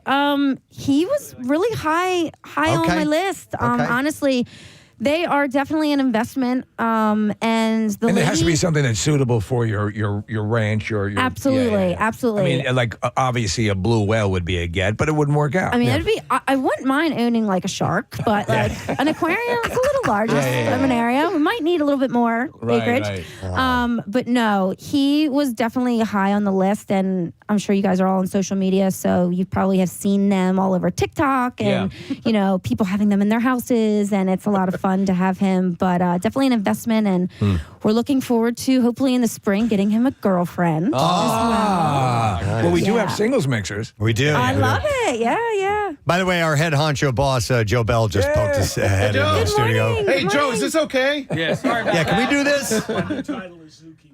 Zookeeper. Yep. All right. Well, wonderful, guys. Thank you so much. This has been so excellent. And you can hire Dan and Jess to come by for your party, whether it's a kid's party like today or not, whatever it may be. Do you like your kids? I'm sure that even... Also, Preston, not to cut you off, but I will say we probably do more adult parties than we actually do kid parties. No kidding. Okay. Yeah. You do it like senior centers and things like So that? yeah, we do a little bit of everything. Senior centers, schools, all kinds of stuff. Yeah. Fluffy En Route Mobile Petting Zoo, and you can find those guys on Facebook. We'll post. Trust me, we'll get the word out about you guys. PrestonSteve.com. Yeah, Absolutely. And also, we do want to offer birthday gifts if you guys want to use it for yourselves or kids. We'll give you guys 50% off of any of our packages. There we go. And And we brought all the crew some awesome Fluff Daddy shirts. You guys will be officially part of the crew because we are actually the only ones. We don't sell those shirts. We sell either Stay Fluffy or Fluff Lover shirts. Okay. So you guys are in. We'll be Fluff Daddy. I love it. Thank you so much, Dan and Jess, for being here. Let's hear it for them, guys. This is this is a first. We've never had a cow, Steve, and you know what we avoided? An utter catastrophe. Everything went swimmingly well, so I love it. So thank you guys for being here. If you're just tuning in, it's our leap year party for the leap year babies who are only a few years old by the calendar. And we have more to come on that, so we'll be back in a moment. The whole thing is sponsored by our friends at Live Casino and Hotel Philadelphia. We're going to take a quick break, and we will be right back. Stay with us. Preston and Steve on 93.3 WMMR. That's your traffic on 93.3 WMMR. All right, thank you very much, Kathy. Tomorrow morning's Cardboard Classic. Yes. We're headed to Montage Mountain, getting set for that, one of our favorite events of the year. But in the meantime, we have a little celebration that's taking place here in our studio this morning. Today is February 29th. So Leap Day, and we don't always get to celebrate a leap year party. Sometimes they're on the weekends, and we haven't done it in a while. But we have 5 people in here this morning who are celebrating a birthday today on Leap Day. Yeah! And we haven't had a chance to officially welcome them to the microphones and say hi, but let's start by meeting Dave, who is, how old are you today, Dave? Good morning, Ed. I'm 11. Good morning to see you, 11. Yeah. Where do you live, Dave? I live in Titusville, New Jersey. Okay, and so what was it like, your experience, having a Leap Day birthday? My grandmother always wrote it all on the calendar when it wasn't there, just to make it a little more normal. Yeah. But would you celebrate a day before or a day after? it was usually whatever the closest weekend was. Oh, It was the closest weekend. Yeah, Okay, that's all how right. it usually worked out. All right. Yeah. And you know what? We have questions for everybody, and that's going to be one of them as well. Yeah. When did you normally do it? Because I'd heard some people prefer to do it March 1st because it feels, I don't know. New? Accurate. Yeah, brand new. Or, like on the 28th would be weird. right. It's, It's a End day of the early. month, yeah. Yeah, I but got it. do you have any siblings? I have one sister, Okay, and she older or younger? younger. And how did she think? Did you get a more special treatment because you were a leap year? No? Not really, You no. got screwed, didn't you? Yeah. You held it inside. You balled it up and shoved it down, but it's made you a warped person, hasn't it? I had to find the card every 4 years. Well, thanks for coming in here today. Thank Dave, you. and happy birthday to you. All right, next we have Corinne. Yes. Hi, Corinne. Hello. And how old are you today? I'm also 11. You're 11 years old Nice to today. meet you. That's wonderful. And where are you from? Morrisville in Bucks County. And when do you normally celebrate your birthday? I usually do the 28th and the 1st because if I'm not going to get a day, I'm going to take 2. Damn right, Perfect. man. Absolutely right. Yeah. All right, let me ask you a question. What about what kind of legal problems do you run into having a birthday on a day that only exists once every 4 years? So it's funny you ask that because on my 21st birthday, which we did not have, I went up to New York City and they had the card reader and they said, it's not showing up that it's your birthday today. And I said, Seriously? it was March 1st. At that time, I said, but I promise I'm 21. Please look at my driver's license. And he did, and he let me in. But Wow. Yeah, Yeah. there are a few complex things that arise because of the date of birth. Right. And yeah, they're thinking you pull that a was a fast very one. important birthday. Yeah. Absolutely. Yeah. Yeah. I have a question about the calendar because I forget how it works. I know it's every 4 years, and then it's not every 100 years, but it's every 1,000 years or something like that. There are something weird like anomalies. that. Have it be Because a dividend 2000 was by one, but 100 and 400. So was there a leap day in the year 2000? Yes. Okay, but I don't think that there's a leap day in the year 2100. If I'm well, if remembering we're correctly. around to celebrate, All right. you'll Yeah, it'll be miraculous. Right in the there you studio. All right, And we'll be smelling pretty bad. Happy birthday to Corinne. Thank you. And then we have Sean. Hey, Sean. How you doing? Good. How old are you today? 9. 9 years old.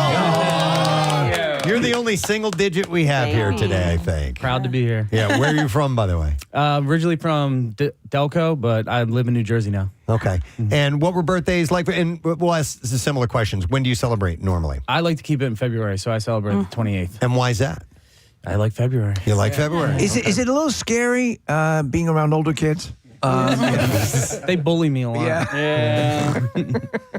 And so, what about you and issues with that date? Similar story. I went to on my 21st birthday. Went out to the bar with all my friends, and they said can't let you in. It's not your birthday.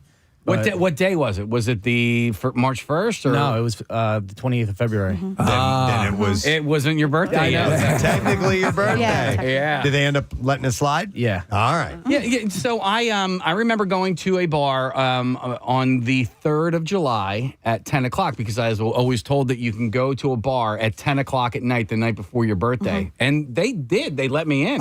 Yeah. Wow. Interesting. All right, now. Delco? Yeah. Yeah. Cali.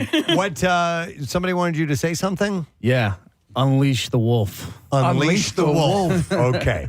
That's who asked you to say that? My brother-in-law. I asked if he was going to say D's nuts, but D's nuts would have been an obvious. Unleash the wolf, and there it is. All right, so that's Sean. Thank you and happy birthday. And then we have Jess who is here this morning. And Jess, how old are you? I'm 11 as well. We have three 11-year-olds. 1980. Yeah. Awesome year. Wow. And where are you from? I'm from Aston, Pennsylvania. Okay, and you have an extra special story about the leap year birthday. It is your story? Yeah, in 2020, my son was born on leap year On as well. leap day. Her son, she's a leap day baby, It's and her amazing. son was born on leap day. And what do we calculate, Nick? You said the odds of that occurring? Oh, yeah. I did the math on it, and the odds are 1 in 2,134,521. So very rare. Yeah. That's amazing. Yeah. Blown. I'm still mind blown 4 years later. What does your shirt say? I can't read it. It's Leap Year Girl. This is from Laura Devlin from Upper Darby Kindergarten Center. All right. Okay. It says like a regular girl, only cooler. Yeah.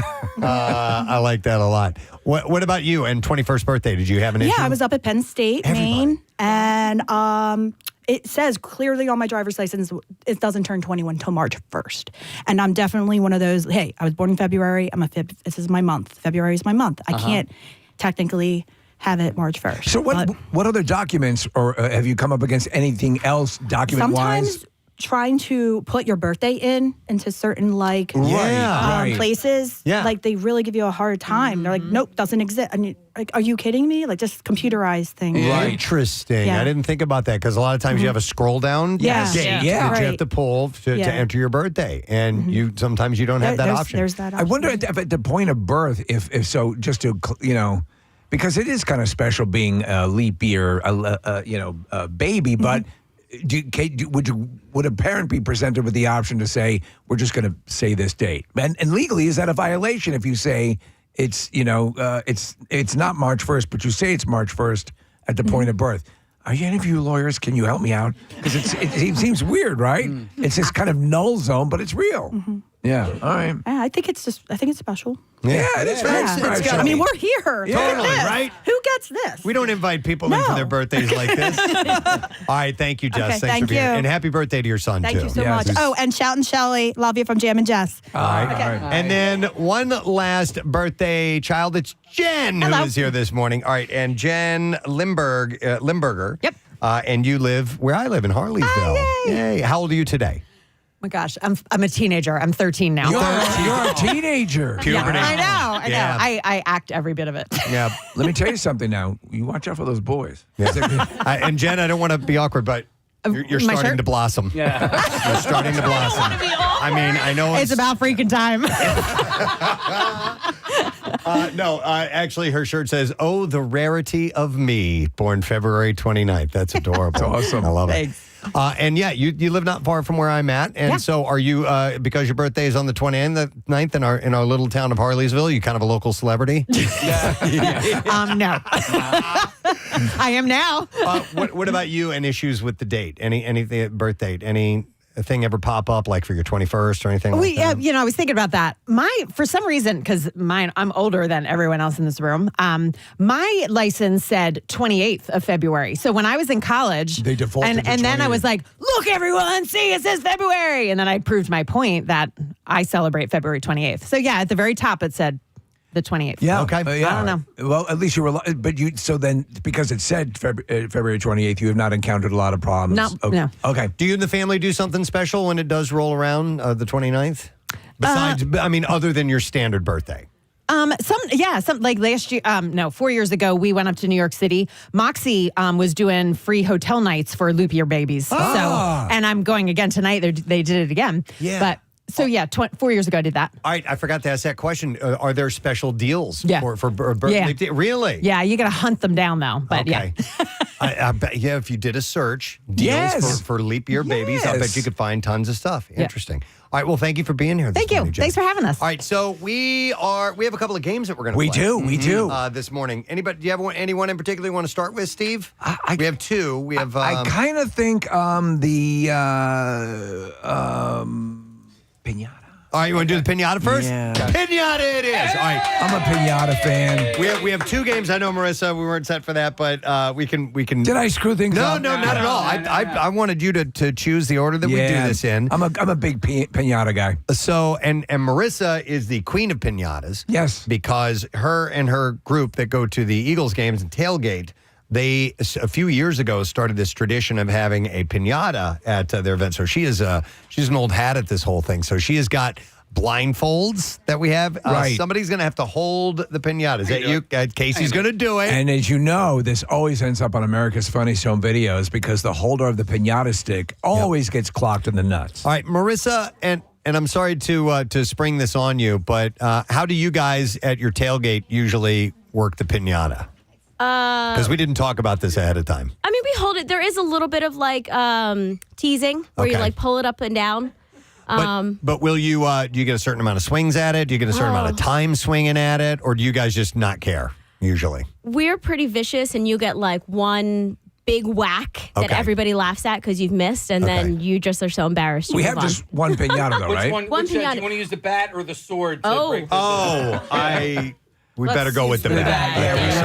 That teacher got in trouble for having a sword fight. I will confirm that piñatas are a lot harder than you think to break open. All right. Like a lot harder. Like it could take a while. There's a great scene in the movie Parenthood. Takes the saw. Yeah, he takes a saw. He's eventually like taking a whack at it. Takes a really good whack at it, and he just can't get it. Sometimes they don't break. So everyone's going to get a shot with the blindfold on to swing, and the first person to crack it wins. Yeah, so normally, I guess the way it would work at a party is when the stuff spills out on the ground, everybody scatters and starts picking everything up. Yes. So I guess that's the way we're going to do it here. Sure. Now this one's filled with narcotics. Yes. So that would be it should be very cool. Actually, should we say what it's filled with? Yeah. All right, it's filled with candy and booze. So we've got bottles in there. And we went classy, Preston. Yeah. We got some Red Bull. We got some Jägermeister. We got some vodka. And what's the spicy cinnamon one? Fireball. You said Red Bull. I meant no Red Bull. No Red Bull. Jägermeister. You meant Fireball. Yeah. Fireball, Jägermeister. It's all the good stuff. All the reindeer. It's what kids love. Yeah. So all right. Do we go in order of youngest to oldest? Yeah. I think so, I yeah. think that's a way to do it. All right. All right. Let me get you guys set. Casey's going to hold it up. Sean is our 9-year-old. Put your blindfold on. Oh, yeah, put your blindfold on. All right. Now, make sure he's not in. Kathy, you might want to move. I'm going to move. You may want to move. Beat the piss out of Kathy. Yeah. She's in the firing zone. Somebody could get hurt here. Nick is now spinning Sean around. All right, now start a swinging. All right, here he goes.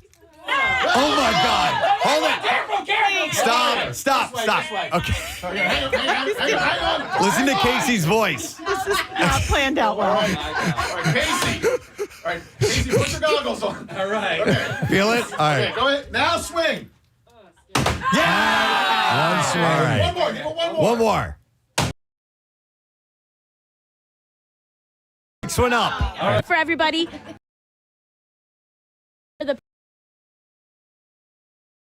There you go. There you go. All right, now I'm going to spin 3.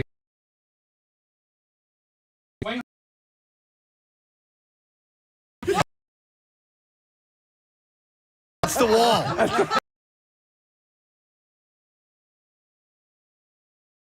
Completely away from her.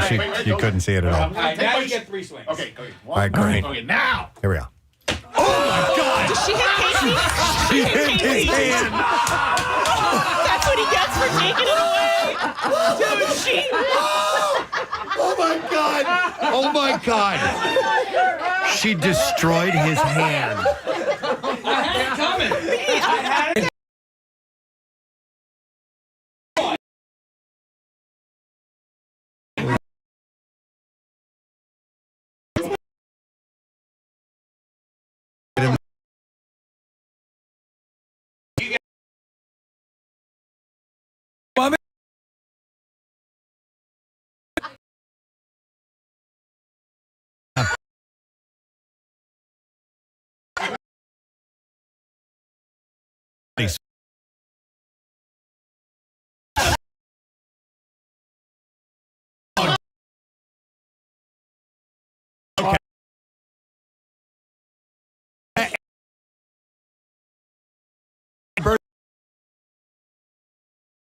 swing. She did. Hey, do you guys think it's better to swing laterally? Hold on. Wait a minute. Don't put that up. Marissa, hold on. Marissa, stop. Marissa, stop. Bring it back down. Look, guys, shut up. Look at the dent in the wall. I signed this. Oh, my God. Bill would be so mad if The he good still news worked is here. that'll never, ever get fixed. Right. Yeah, exactly. Okay. Sorry, Marissa. I wanted everybody to see what can happen and how serious we are about this. All right, we have Jess. We have Jess next, who's going to take a swing at it. She's being spun around, which I'm starting to second guess the spinning around thing. Yeah. Okay. Oh, God. It's a Toy Story piñata, by the way. Oh, there she goes. There it is. Casey moved it. Now it's up higher. It's up higher now. She's acquired the target. All right, there you go. Okay, again. Go again. One more time. One more, go. Go.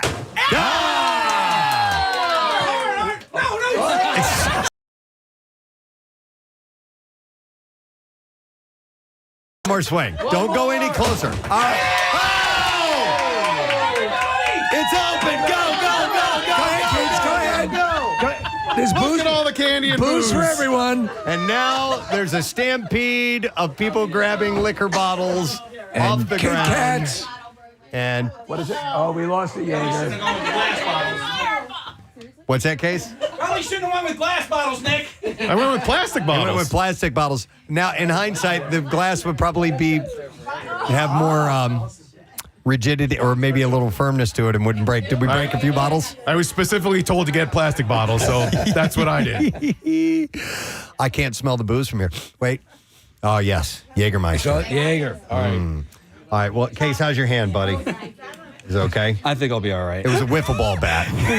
Still earthy, bro. Yeah. That was a heavy hit, man. Dude, Case, look on your There face. is footage of this, right? Couldn't believe it. I could. But I mean, I wonder if there's ever a piñata, if somebody's holding it, that someone doesn't get hit. It's Always. Let me tell you, half of every episode of America's Funniest Home Videos is people getting the crap beat out of them doing the piñata. I mean, honestly, if I would have thought that anybody was going to get hit, I would have had Nick hold the piñata. I love how you backed up and right before it, and then walked right into it. Right on my knuckle. Right on my knuckle. Thank you. It's not broken, is it? I don't think so. No. Okay, We're very fine. good. We're You good. never get injured when we do stunts. No. You're going skiing tonight, right? Yes, I am. Me and Kathy and maybe Chuck. Got to make sure you can grip the pole. Well, actually, I have snowblades, so they don't come with poles. Oh. Very nice. All right. Well, we're not done with our contest. We have another With game. Our game. Yeah. We're going to play one more game, and it is an absolute classic at kids' parties. We are going to play musical chairs.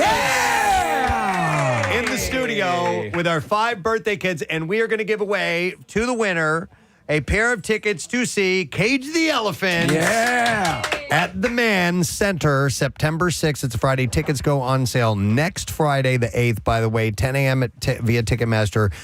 Brent Porsche is going to have tickets next week to give away. And if you go to WMMR.com, you can get the pre-sale password and another chance to win tickets while you're there, too. So the classic game of musical chairs, pretty simple concept, yet when adults are playing, people can break bones. So Well, and we're giving each of them, Preston, a steak knife. I did not know we were jumping that up to that level. So the game is simple. You guys all remember how to play musical chairs, right? You play music. When the music stops, you have to grab a seat. If you don't have a seat, then you are out. So we have 5 contestants, and we have 4 chairs set up. We take away a seat every time somebody goes out, and eventually there's 2 people, and only one person gets that chair, and we'll have to find out who the winner is. So let me get some music. Marissa, where's the Bluetooth speaker? Right here. I have to reconnect to that, Here I it is. think. All right, Preston will be controlling the music through his phone and the speaker. Yep, hang on. I have to, I got to reconnect to this. Is it even on? It's not on. All right. Connecting. And let me get some power. And by the way, thank you to our friends at Subaru. They got us these wonderful Bluetooth speakers last time we were there. And that's what I'm using now. So let me connect to Look at this technology. Never had this. It was just a record player when you were a kid. Right? Totally. Oh, wait. I have 2 different Sonos Roams on here. I hope this is the one. There's the getting down list, and there's the party list. There we go. Connected. All right. Okay, and let me test this out. I thought it would be fun to play a kid's song. Yeah. So I thought Pop Goes the Weasel would be nice. Perfect. That's a good one. Only I'm doing the version from the 90s hip-hop group Third Base. Yes! Pop goes a weasel goes a weasel goes pop. Exactly. exactly. All right, so I will play this. You guys start walking when the music stops. You grab a seat, and then we'll move on with the game. Are we ready? Yeah! All right, here we go. Hang on, and here we go.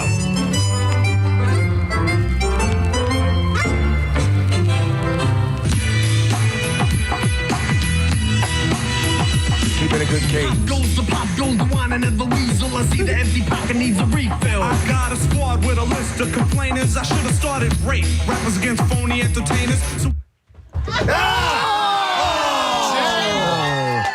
Jen's out. The old teenagers out. Our 13-year-old. You know, the 13-year-old obviously has some arthritis. With age comes wisdom, but she's less mobile. That's right. Okay, we have 4 contestants left, and let's take away one of the chairs, Marissa, and then we will start round 2 of musical chairs. Here we go. It's not working. Hang on a second. something's gotta change. Getting paid, pedal sneakers and soda pop. Pop, pop, pop goes the weasel and drawers. Drop. Why not take it to 10 pop in? Fix the music and make sense, this rhymes fit. I guess it's the fact that you can't be artistic. Intricate raps becoming so simplistic. Who's out? Jess had the seat. Yeah. Jess and Dave sat in the same seat, but Jess pushed him off. You know, she that's good tactic. That's a good tactic. She slid underneath. Yep. Yeah. I think ultimately, Dave was being a gentleman. Yes, Dave was a good guy. Kathy, what did him young. What did Jess say? She said her husband's name is Dave as well. So what did you say? It was easy. Just throw him It's just natural to push Dave's out of the way. All right, 3 left for musical chairs. We have Sean and Jess and Corinne, and we're going to go to the next round, so let's begin. I'm strong-minded, doesn't have to be spoon-fed. And I can read or doesn't have to be read. So some stay illiterate and feeble, legally licked. You go the ways of the weasel. The weasel. Pop, pop goes the weasel, the weasel. Pop, pop goes the weasel, the weasel. Pop, pop goes the weasel, the weasel. Pop goes the weasel, the weasel.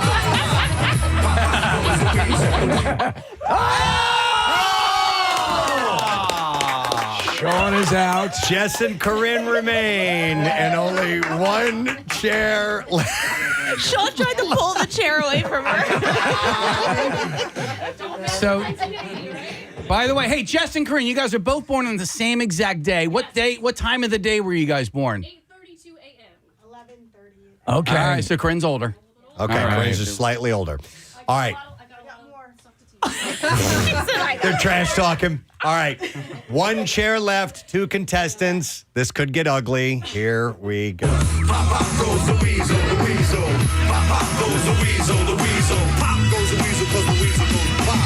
Hip-hop got turned into hip-hop. The second record was #1 on the pop chart. But don't get on the heart, the gotta start in the ghetto. Let no one forget about the hard part. Now in 91, we got a new brand, a new band. Looking like the same old...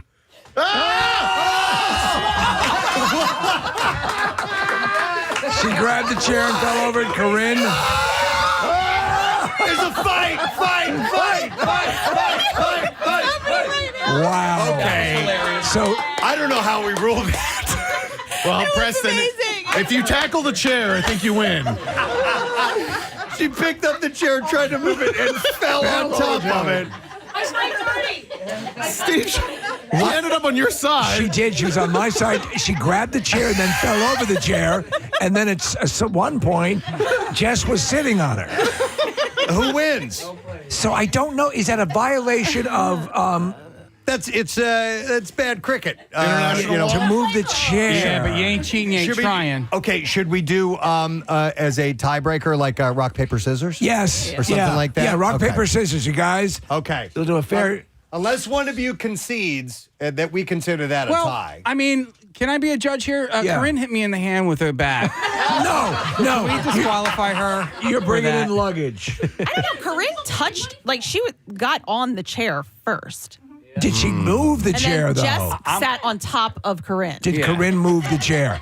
But did she move the chair? Yeah, but I've seen that. That is a tactic. Is that an actual tactic? Yeah. Oh, yeah. Oh, okay. Oh, yes. Oh, yes. I'm watching the replay. All right, watch the replay and you decide. Yeah, we got to give it to Corinne. Our judge is up in New York. upon further review. So here's I'm showing it to Casey. Yeah, she was there first. That's goddamn hilarious, by the way. You guys have to see that. But you know what? We do have a consolation prize for our runner-up as well. Okay. Hey, listen, a consolation prize for our runner-up, Jess. We're going to give you a pair of tickets to see Jim Gaffigan in concert at the Met in Philadelphia. So congratulations. And that show is going to be Thursday, December 12th. A little ways off, but you'll be good to go. And they do indoor I'm sorry, I was thinking of the man. At the Met, yeah. They obviously do indoor shows. Most of it's indoors. It's inside. Tickets go on sale. If you're out, if you're outdoor, check your ticket. You might be at the wrong place. Tomorrow at 10 a.m. I brought my lawn chairs. Walking up down Broad. God, that was so much fun. It was great. We should do that more often. We really should. We did musical chairs. We've done it before at live events. Sure, yeah. And but never here in the studio. That was great. What other games from the pantheon of kids' birthday games? Oh, Pin the Tail on the Donkey. I always dug that one too. Simon Says. Simon Says. I actually, guys. You were guys, good at that, right? No. You're going to be very, very surprised at this. I had a birthday party in my side yard when I was a little kid, and I got sent to my room because I was a big sore loser about Simon Says. Are you surprised at that, Kathy? No, actually, I'm not surprised at all. Do you remember that guy? And there was a guy who made a whole career. He was the professional Simon Says guy, and he would go on the Tonight Show. Yeah, and this was his whole thing. I remember that. They do it at basketball, like at NBA games. They'll do it at halftime. Pro level Simon Says guy. Yeah. Simon Says. And like rapid fire, almost the same way like a carnival barker or an auctioneer would do it. Yeah. Rapid fire. Yep. I had a summer birthday, so we always did pool parties. But when I was very young, I do remember my parents hiring a clown, and the clown and his wife came, and they were drunk. Oh, and, my God. I mean, we didn't know as kids, but it's like a story in my family. They were like, remember when Jerry hired the drunk clown for Kathy's birthday party? Not only is it a clown, a drunk clown, and his drunk wife show up. And they came, and she was like, she said her and all my aunts just sat in the back, were hysterical laughing. Hilarious. And this guy Oh my God. obviously had been drinking prior to the party. The one thing about Simon Says, when you are the caller, when you're running the game, you have to say it like this. Simon didn't say. Right. You have to say it like that. I have actually a couple of memories from the little kids' birthday parties. One of them, God, it slightly traumatized me. Okay, so I was at a boys and girls party. Okay, so they had games. I don't remember what game I was playing, but if you were a boy, you got Steve. You remember, of course, the little green army men's. They would make some that were big. Yes, I love those. Okay, so the boys got that. And the girls got a little fake string of pearls. And so I go up and I play the game, and whoever's conducting the game thought I was a girl. No, gave you pearls? Really? And gave me pearls. Why? Because you had long hair? I don't know. You were pretty. I was He was a pretty feminine. man. But the blood rushed out of my head like that As sensation. a kid, it would level you. I was probably... so let me get this straight. Probably like first grade. You watched a goat get eaten in front of you. Yeah. No, it was a rabbit. A rabbit. Yeah. You watched a rabbit get eaten in front of you, and you were given pearls, and you wanted the soldier guy. And now we wonder why I got this job to get all this attention and have everyone love me. So that's why I do what I do. My birthday memory, Preston, was also at a girls and boys birthday. Okay. And the father of Debbie, who our neighbors, it was her birthday, and the father was kind of like a Hugh Hefner in the making. He just had that sort of air about him, and he wanted to get a picture, or he had a Super 8 camera. Wanted to get footage of his daughter being kissed on her 8th or 9th birthday. Oh my God. And I remember I was in like a suit, like they had us. We were all dressed up. And no one would go, come on, somebody kiss Debbie on the cheek. And so I did it. And I caught hell for it from the other boys. At that but time, at that age. Preston, they had the half vanilla, half chocolate ice cream, and we weren't going to get that until someone kissed the bitch. So, Speaking of ice cream, you guys get to have some mini melts. Mini melts, by the way. I already took some. I know Casey's already. Now, I forgot about it until I saw you eating them right now. In my defense, I was icing my broken knuckle with it first. Okay, all right. Yeah. Actually, that's not a knuckle. What is that? Yes, it is. Yeah, No, that's your penis. That's your knuckles. Yeah, but these are knuckles too. Oh my God! I didn't know you had 5 knuckles per hand. Yeah, like when you would 10 knuckles per when you hand. rap on the door, you use your knuckles. Yeah. But these are also knuckles too. Okay. You actually have a variety 15. of knuckles. These are knuckles too. You have 15 knuckles per finger. No, because your thumb only has one. Oh, right. Okay. Oh, Okay. 14. Thanks, Nick. Right. No, 13. No, 14. It has two. Listen, It has two. and this show, when we have a knuckle question, we default to Nick.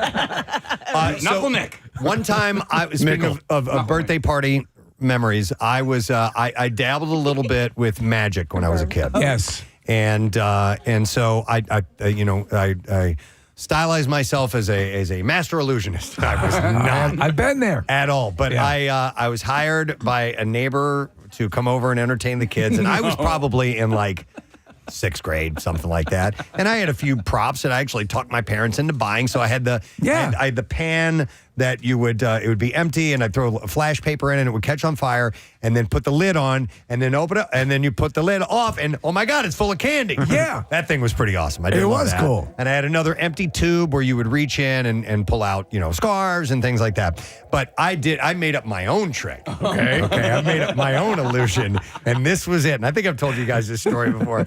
I had a friend of mine who was my assistant. Wait a minute. What? Were you Presto? Presto? I probably was. I don't remember. Yeah. So I had my friend kneel down in front of me, and I put a sheet over them. And what I had them do was, as I was putting a sheet over them, I had them hold a cantaloupe up. Okay. Or maybe it was a honeydew melon. Yeah. I had them hold it up like that, so I put it over, and they think that's their the head. Yeah. And I took a knife. Oh my God. And I just start jamming it into the head, and I took out nails and a hammer. Oh my God. I love that. Horrible. What did the kids do? I don't remember. I don't remember. I think it was pretty obvious. Oh, that it was a cantaloupe? That was a honeydew melon. But that was my big illusion, and that was my last. That was your closer. Yeah. That was my final gig, my first and final gig. I love that, But yeah. I did like having a magician at birthday parties. I thought that was pretty cool. We were thinking about doing a magician here this morning, but we couldn't. Either we couldn't get one, or it'd be tough to play on radio. Did you ever see the trick that it was often done at kids' birthday parties where you'd have a whole bunch of people holding hands, and then they would move their arms up and down, and one person at the end would have water poured on them into their hand, and then at the other end of the other end of the line, the water would drip out of the other person's hand. No. I never figured out how they did it, but I've seen it done at kids' parties a bunch of times. So it's like 4 or 5 kids holding hands, and they pump their arms up and down, and somehow the illusion is it transfers to the bodies. Exactly, yes. And so I don't know how magicians pull that one off, and I saw it at a birthday party, but when I was probably like 8, and it still blows my mind. So one of my favorite f-ups with these kind of magicians is the classic, I'm going to roll up this newspaper, pour milk in it. Yes. And then you slam it, and it's gone. The milk is gone. I don't know. Oh, no. Wham! And the milk just went spraying out all over the place. And I'm like, you couldn't help but laugh. One of my first moral conundrums was I was at a birthday party. They had a magician. The guy was wearing a tuxedo. Yeah, good presentation. And so as he turned around at one point, and it had like tails in the back, and the tail kind of split open, and I saw one of those giant coins underneath his jacket behind there. Yeah. And I'm sitting here going, You, sir, are a liar. You, sir, this man is a liar. Listen, before you begin, I just want to let everyone know the man you're about to see is a filthy liar. But liar, whore, and you know it. I held my tongue, and I did not say anything, and I waited for him to do his trick, and I never told anybody. You remember that scene in A Hard Day's Night when Paul's uncle goes by? There's a guy, Ronaldo, and his 21 performing doves, and he goes, I saw it. He slaps him on his arm, and the guy just looks at him and then crosses the number. That's great. But we did when we would have parties for our kids. By the time Caroline was born, that's when like princess parties and things like that were happening. All the rage. That was so much fun. Those thematic parties. Do they still do stuff like that? Yeah. Is that still the rage? Yeah, definitely. In fact, we had a few people reach out about coming here today for that. And we already had some stuff going on, but people that dress up as superheroes. Kathy, you had a badass Spider-Man one time, right? Dude, yes. And I found him through... Like a gymnast. Yes, I found him through Devin. Remember our old intern, Devin? She somehow was connected with them. Yes, he was so cool. He came out.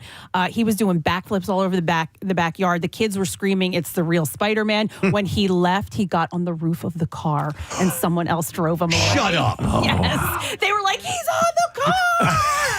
One of my favorite. Go ahead. I was at a birthday party one time, and it was outdoors, and Darth Vader showed up. And it was really scary. A convincing Darth Vader? Very convincing Darth Vader.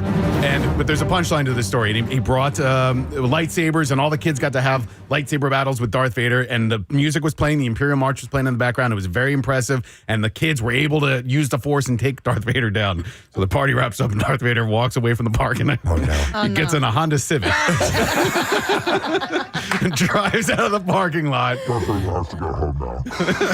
thought you were going to say somebody walked in on the bathroom, him taking a leak or something like this. I There was cape hanging down. Let me ask you, where can I take a piss? I gotta drive away. I never pictured the Imperial Lord in a Civic. One of my favorites is the footage of the guy I made. It was one of the earliest memes where the guy is this, and it's like clearly an uncle of the kid, and he's the Spider-Man, and they're all in the garage, and he goes running and he jumps on a beam and tears the whole garage door down.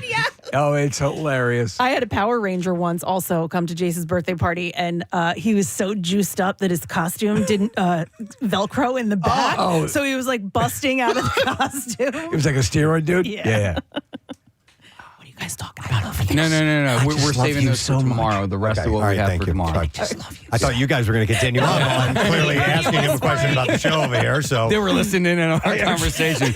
Casey and Preston are telling secrets. She don't want to be left out. So rude. What are their secrets? All right. Well, anyhow, we do need to take a break because we got the beef file coming up in a moment, and today's been so much fun. We're going to continue on, and thank you to Wilson's Secret Sauce for bringing in the food for us this morning. And we're doing ice cream now. We got to do cake. We got to get that all set. I just have to say, the Wilsons, these meatless chicken or these chickenless chicken nuggets are the best I've ever had. They're amazing. They're excellent. So thank you to Steve Wilson. All right, we'll take a break and we'll come back with the beef file. Stay with us. Oh, that's our. Hang on. Here's our outro music. We'll be right back. Stay with us. 93.3 WMMR. I am forever going to look at those dents on the wall. No. From our Piñata game. Oh, my God. That is too funny. For me, it'll be the whack of Casey's hand getting hit with a wiffle ball bat. I need to see that video again. And you need to see the end of the musical chairs game because it's a riot. Quick question about Cardboard Classic, and I just want to be upfront so we know what we're expecting weather-wise. It was warm the last couple of days. Connor, were you there? Did you go there yesterday? I saw your text. He coaches Neumann lacrosse, and they had a game against King's College up in Scranton yesterday. Okay, he said it was a little wet. Yeah. So here, can you come in here? I just want to get an update because if it is going to be less than favorable conditions, we need to be aware of that so people know that it might be a little, The forecast is for like 18, 20 degrees tonight up there, so that should be a freezing which thing. But maybe there'll be a nice level of ice, a nice layer of ice. Then they're going to go right through the lodge. Through the building, yeah. But Connor, was it slushy or? Just wet. Just wet? Wet. Tons of wet, a lot of brown. You didn't go up on the mountain though, right? No, but I was 5 minutes away. Okay. Yeah, I mean, listen, it can be, I mean, the same thing with Spring Mountain here. Oh, yeah. Oh, yeah. There'll be snow on that hill and then everything else is green and brown everywhere else. So there was signage for it. There was signage for it? Yeah. All right. Cool. Nice. All right. Good. Excellent. No, they've been doing it. Obviously, they've had conditions that have been very good for making snow. They've been doing it all along. They built the hill, and President, if it does freeze up, we could either have one of two situations: a slower or lightning a fast. I hope for the latter. I'm hoping for the lightning fast. Yeah. All right, but we'll find out tomorrow morning when we get there for sure. All right, let us do the Bizarre File. WMMR presents Preston and Steve's Bizarre File. All right, let's see what we're going to get into. Our friends are eating ice cream in here right now, so I will lead with this story. In Kentucky, parents are concerned after they say their children were forced to eat ice cream mixed with cleaning solution. What is it with the Clorox and the cleaning solution? Yeah, they claim this happened at work. People do know that's not a food, right? Angela Patton says on Friday night, her 17-year-old daughter was called to work at the Campton Dairy Queen for a mandatory meeting. And in the meeting, her daughter claims employees were told to eat ice cream that had been contaminated with cleaning solution. She said they were told by the manager that whether or not they liked chocolate ice cream, they were going to eat it today. Patton says following the incident, some of the employees had to be taken to the emergency room for treatment. She said some of the kids had complained that they had a burning sensation when they swallowed the ice cream. Patton says about 8 employees were involved, many of whom were minors. Some of them, including her daughter, quit due to the incident. Now flick your nipples until they bleed. And now the sheriff's office says that they're investigating the situation, and because they're juveniles, they're limited on what they can say about it. Here, I'm going to guess that maybe one of the employees didn't clean the equipment properly or didn't finish it, and they were doing this as like a lesson to them. Your Honor, I was poisoning them to make a point about the proper way to clean an ice cream machine. I'll bet you that's what it was. Oh, yeah. And they were being an idiot in the way they were going about disciplining. I found these cigarettes kids. in someone's jacket. Right. A man was arrested for assaulting a Boston McDonald's employee who touched his drink lid. What? What did you do? Yeah. What the hell did I touched your lid? A 34-year-old. I'm going to kill you. 34-year-old Let's hear man this guy out. struck a McDonald's employee with his fist after becoming upset when the employee touched the lid of his drink. What are you, an animal? Police said they arrested a 34-year-old male after he attacked the employee, striking him several times with fists and the register. Wow. All right. So the guy picked up the register? I think the register beats the fist. Police have not yet released the name of the man arrested. McDonald's requires employees to wear gloves and wash their hands at least once every hour if they work in the dining area. Were the rules when you were there, Nick? You weren't allowed to use the register to beat anyone. All right. If they handled food, they must wash their hands using an antibacterial cleanser once every half hour. It is unclear if there are rules about touching food service containers or not. How many times an hour could you pet the goat? They didn't say. Oh. No. In a follow-up story, a security executive pissed off his New Jersey borough last year by cutting down his neighbor's trees without a permit and now has to pay $13,000, a judge ruled. But Grant Haber still has yet to get to the root of the problem. Yeah. It's a good one. Local prosecutors say the damage could exceed $1 million after he's forced to pay for the replacement and care of the felled trees. Haber cut a plea deal that saw him fined for just 18 of the 32 trees that he paid a contractor to axe last March in wealthy Kinlan, New Jersey. Without the deal, he faced a fine of $32,000 plus a trespassing charge. Haber allegedly cleared the forest so that he could have a better view of New York City's skyline. Could you imagine that? From his 5-bed, 6-bath, 5,000 square foot colonial house. After the controversy, Haber made like a tree and left town. Yes. Yes. He got out. Property records show that he sold his home last November for a cool $1.8 million. The neighbor whose property was damaged said that he's never going to be 100% satisfied, even though it's been a year since he arrived home to a course of chainsaws carving their way through his 7-acre property. The case of the trees went viral last June after a friend of Kinlan's, the Kinlan's borough arborist, posted a thread that detailed the incident. The thread went viral, and next up for Haber, a judge in the Morris County town will decide how much restitution he owes at a hearing scheduled for April 19th. So dude's going to have to pay up big time.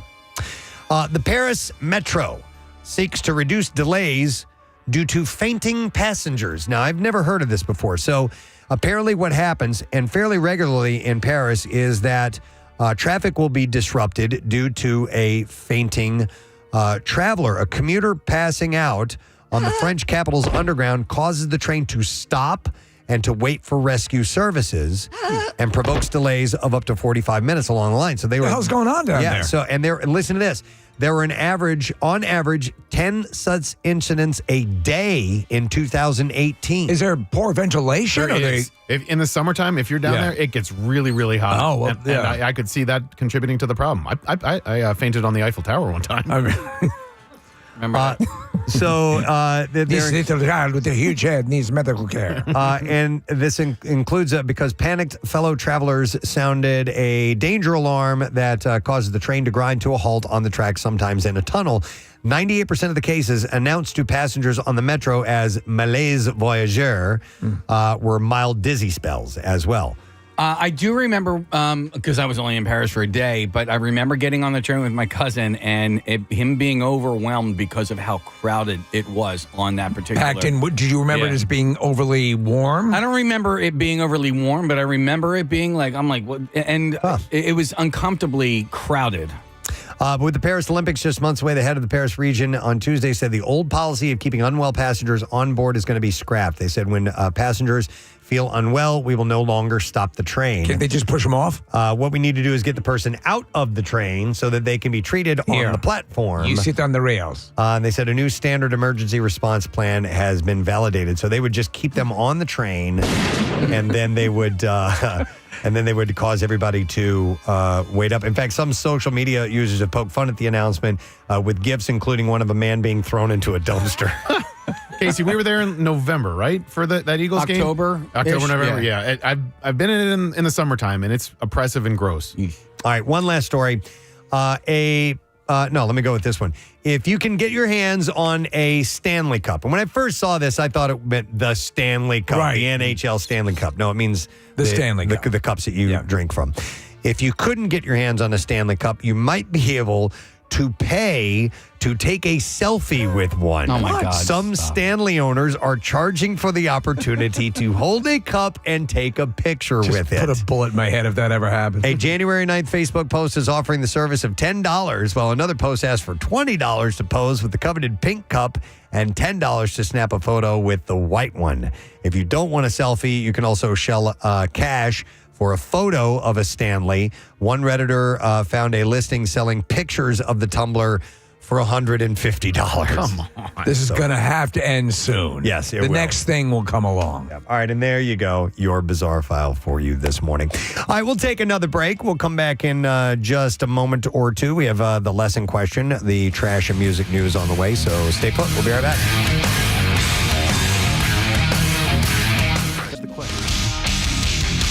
Greta Van Fleet brings us the heat above on 93.3 WMMR. Everything that rocks. Of course, it is 11 minutes after 10 o'clock. It's a Thursday morning. We like to call this, well, it's a couple of things. It's a leap day, and it is Cardboard Classic Eve.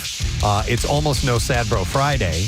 We got all these things going on. It's a ton of stuff. Yep, and we've been eating like kings this morning.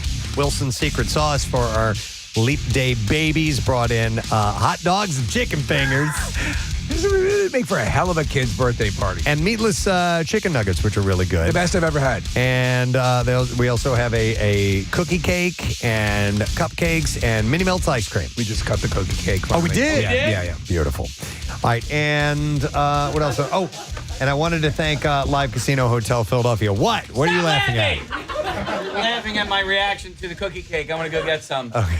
I mean, I told them there was a place that used to sell the cookie cakes near my apartment, and I would just go get a cookie cake, even though it's not my birthday, because I like the goddamn cookie cake. I've never liked them. It's strange. I don't chocolate chip dude. I don't dislike them, but I'm like, if there's a cake and a cookie cake, I'm going for the cake. You know what I mean? All right. What? Cake, cupcake, cookie cake. Cookie cake. Wow. I'm going cookie cake. Cupcake. All right. Yeah. Me too, Preston. Wait, what were the choices? Cookie cake, cake, cupcake.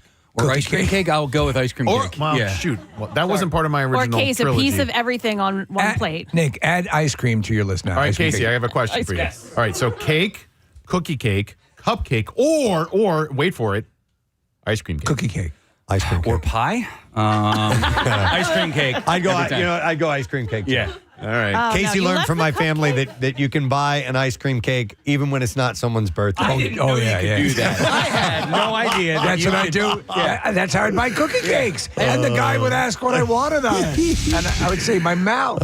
And then also, like, you can eat birthday cake on a day that's not your birthday. Yeah, it's crazy. It's crazy. No, I don't traditionally like what is the classic birthday cake. Yeah. You know, like a regular sheet cake. Yeah. I'm not a fan. Oh, buttercream. No, we had we were at our shore house and Casey came over and said, "Oh, whose birthday is it?" And nobody's like, "Why are you guys having ice cream cake?" I'm like, "It's because we felt like it. We like it." I didn't know you could do that. You could do that. Wow. Here's a text says, "Guys, I must say the show was surprisingly substantive today." Thank you. Great job from Dennis. The great job, Tim Blake Nelson. Yes. All right, we're going to give something away. We have the lesson question, and we are going to give away a pair of tickets as MMR Rocks Kings of Leon, and they're going to be playing Monday, September 23rd at the Man, and special guest is going to be Fantogram. If you can answer this question correctly, you can win those tickets. What was Carmen Electra's other stage name? Now, this is not, we don't want to know her real name. This is what Steve said her other stage name was. 215-263-WMMR. It was around 7 o'clock. Most of our good stuff comes from right around 7 o'clock for these lesson questions. What was Carmen Electra's other stage name?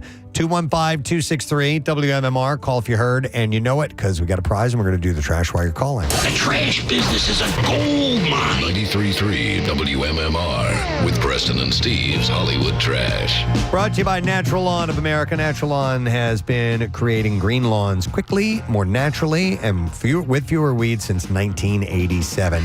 Get free seeding every year. Call 800-FREE-SEED-NOW. What's going on this morning, Steve? Well, ex-couple Kylie Jenner and Travis Scott are attempting yet again to sell the house they purchased together in 2018. The Beverly Hills estate, valued at $18 million, includes both a lip room for Kylie and a crush your audience to death room for Travis. Oh, my God.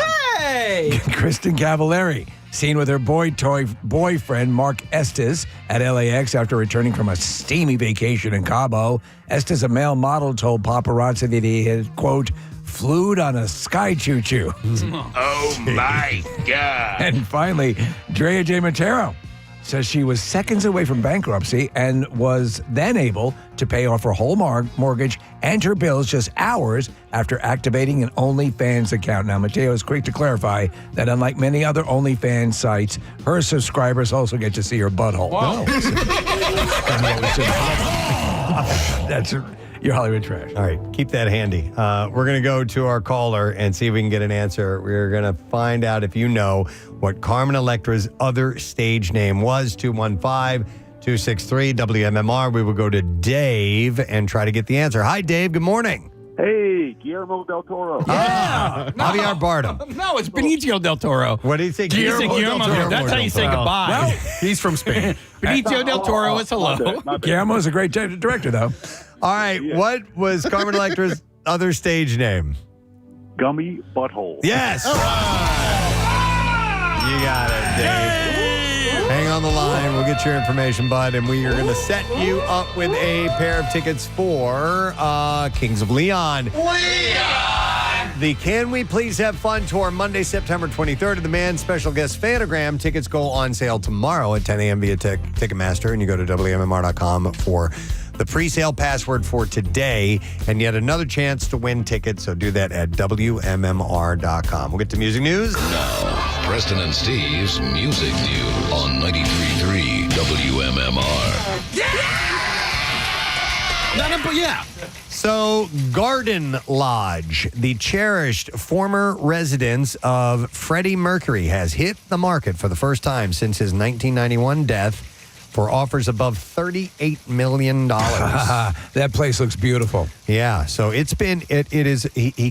bequeathed it to, he had owned it since the 1980s. It's in London, and he bequeathed it to his former fiancee, Mary Austin. They were friends for life, yes, even though they never got married, but then obviously Freddie was bisexual, and his relationship went elsewhere with other people. As depicted in the movie. They stayed very, very close, and over the next 3 decades, Austin lovingly preserved the home and its contents, maintaining it in much the same condition that he kept it, meaning that a buyer today can get a seemingly pristine time capsule and a big piece of history linked to one of music's biggest names. Do you know what I think would be nice for this property is to turn it into a Sonic. Yeah. Right? You mean museum. Oh, the museum is what I meant. Yeah. Austin said in a statement, this house has been the most glorious memory box because it has such love and warmth in it in every room. Wouldn't you love to take a stroll around the place? Absolutely. She said, it has been a joy to live in, and I have many wonderful memories here. Now that it is empty, I'm transported back to the first time we viewed it. Ever since Freddie and I stepped through the fabled green door, it has been a place for peace, a true artist's house, and now is the time to entrust that sense of peace to the next person. They should keep it respectful, though, and don't sell, like, extended teeth that you could wear and walk around. Look, I'm Freddie Mercury. The crown and the cape and all that, yeah. Look, the teeth won't fit in my mouth, just like Freddie. Could you imagine? Dude. It becomes this really sort of horrible lampoon of his life. We are the champions. I can't even do it. like having a piano in your mouth.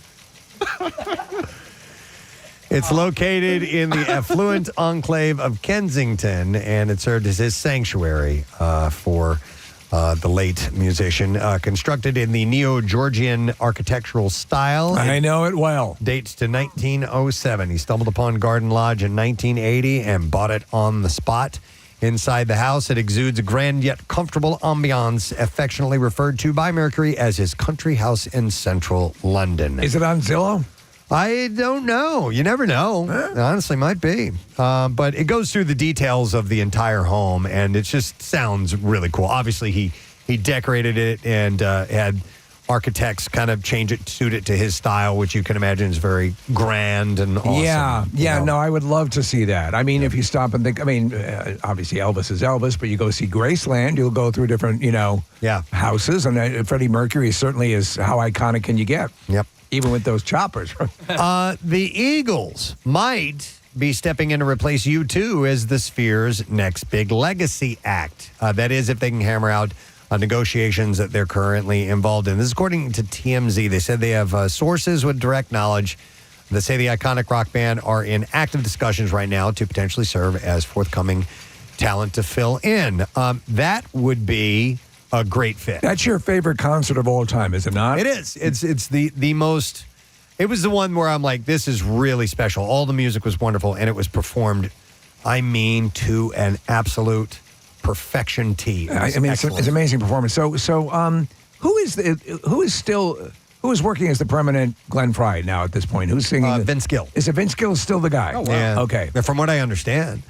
So they have such a repertoire that they could put on a hell of a show, and their songs create a lot of imagery in your mind. Absolutely. So that would coincide with everything that could do. Could you imagine Hotel California and what they would put up in that sphere? It'd be like amazing. A cat flushing a toilet or something. Something like that. So look at that. Yeah. He's a cat. Glenn's son was in the band for a stretch, Deacon, but I saw the Hotel California tour 2 years ago, I guess. I don't think Deacon was playing then. Was it Vince Gill? Well, I know Vince Gill was in it, Steve, but I think Deacon might have taken a break. Okay. But, Don Henley and Joe Walsh are Don Henley and Joe Walsh. Yeah. Like, it was just, those two guys alone were worth seeing. Yep. So the deal isn't in place yet. It's unclear whether exactly when things might get finalized. They're thinking maybe fall, winter. That does jive with Eagles' farewell tour that they announced last year, which is supposed to kick off in September out in New York City. Preston, turn around. This is what you see on the Sphere screen: is the cats flushing the toilet. That'd be impressive. He's a cat. They have a number of shows scheduled all over the country, and those are supposed to run through mid-November. Assuming the timeline ends up falling into place, it would appear they'd be slated to start performing at the Sphere sometime around late November, and would probably keep playing there for a few months or so. One last thing: the Eagles have been touring with a live orchestra lately. And while it remains to be seen if something like that will be manifest at the Sphere, it is possible and would make the experience even that much cooler. What band would translate best to the Sphere when you're talking about, obviously U2 has their imagery, but Pink Floyd. Pink Floyd would be amazing. The other band that actually comes to mind for me personally would be Talking Heads. Yeah. Because they're very visual. Mm-hmm. And I think also Peter Gabriel, with the way his music is woven like a tapestry. I'm just trying to think what would lead to really great imagery. I think Rush would have. Yeah, right? Rush does lots of video work in their shows. I'm going to see Fish there in like a month and a half, and I'm excited about it. But I am curious because their concerts aren't scripted, so I don't know how you can script a visual show like that. Do they have sort of a guy who is... Yeah, Chris Kuroda is their lighting director, but he does lights, right? So this is imagery, and I don't necessarily... I'm interested. I was talking to my friend Ike. We all know Ike yesterday, and he was reluctant to go because of that very reason, because Kuroda is improvisational with the lighting rig, just like with the band. And maybe they'll try to perfect some sort of hybrid version that allows a bit of improvisation but still exploits that. Or screen. maybe they hang up their the way they've done it for 40 years. And they go scripted for 4 days, Yeah, but they do their Halloween showcase, and that's usually an album that's done fairly rigidly, right? rigid in the sense that they follow the track listings, but they still jam it out. Oh, okay. Yeah. All right. Well, I think Coldplay probably pretty good there. Yeah. And a lot of imagery. Also Metallica, I bet you would put on a good show inside because like Metallica is fairly regimented. Yeah, Tool. Josh Groban. Josh Oh, Groban. yeah. Jobin. Jobin. Gosh, Jobin. Jobin. Gosh, Jobin. All right, let's see what else we have here. There's a new video for Bring Me the Horizons single Kool-Aid. The hard-hitting clip showcases the band's live performance intertwined with the storyline and fast-moving edits. The Gold Certified band's first released the song over a year ago, and you'll find it on the upcoming Post-Human Next Gen. The album was originally expected last fall, but as of now, the band has not yet confirmed a new release date. Did you guys know that in Happy Days, Fonzie was supposed to get AIDS? He was supposed to be the first person to ever get Kool-Aids? Sorry, I just made that one up. You made that up? Yep. You could have hung that on someone else and gotten out clear. I think I did all right. Yeah, so did the people sitting behind me. That was just a collective groan. Well, Metallica was He mentioned. died of Potsy AIDS. Metallica was mentioned, and so Metallica, Garth Brooks, Annie Lennox, Brandy Carlisle, and Maren Morris are going to perform as Elton John and Bernie Taupin are honored by the Library of Congress on March 20th. That's a hell of a lot. That's a hell of a story to tell. You're going to have a hell of a story there. The songwriting team will accept the Gershwin Prize for Popular Song. You're going to have a hell of a story on that one. Metallica commented through a press release saying, "We are beyond excited and proud to have been invited to perform at the very special event honoring the legendary songwriting team of Elton John and Bernie Taupin." Did they say what song they're going to do? No, I haven't heard anything about that yet. Get away from me. He's pissed. He's one of the worst rock journalists ever.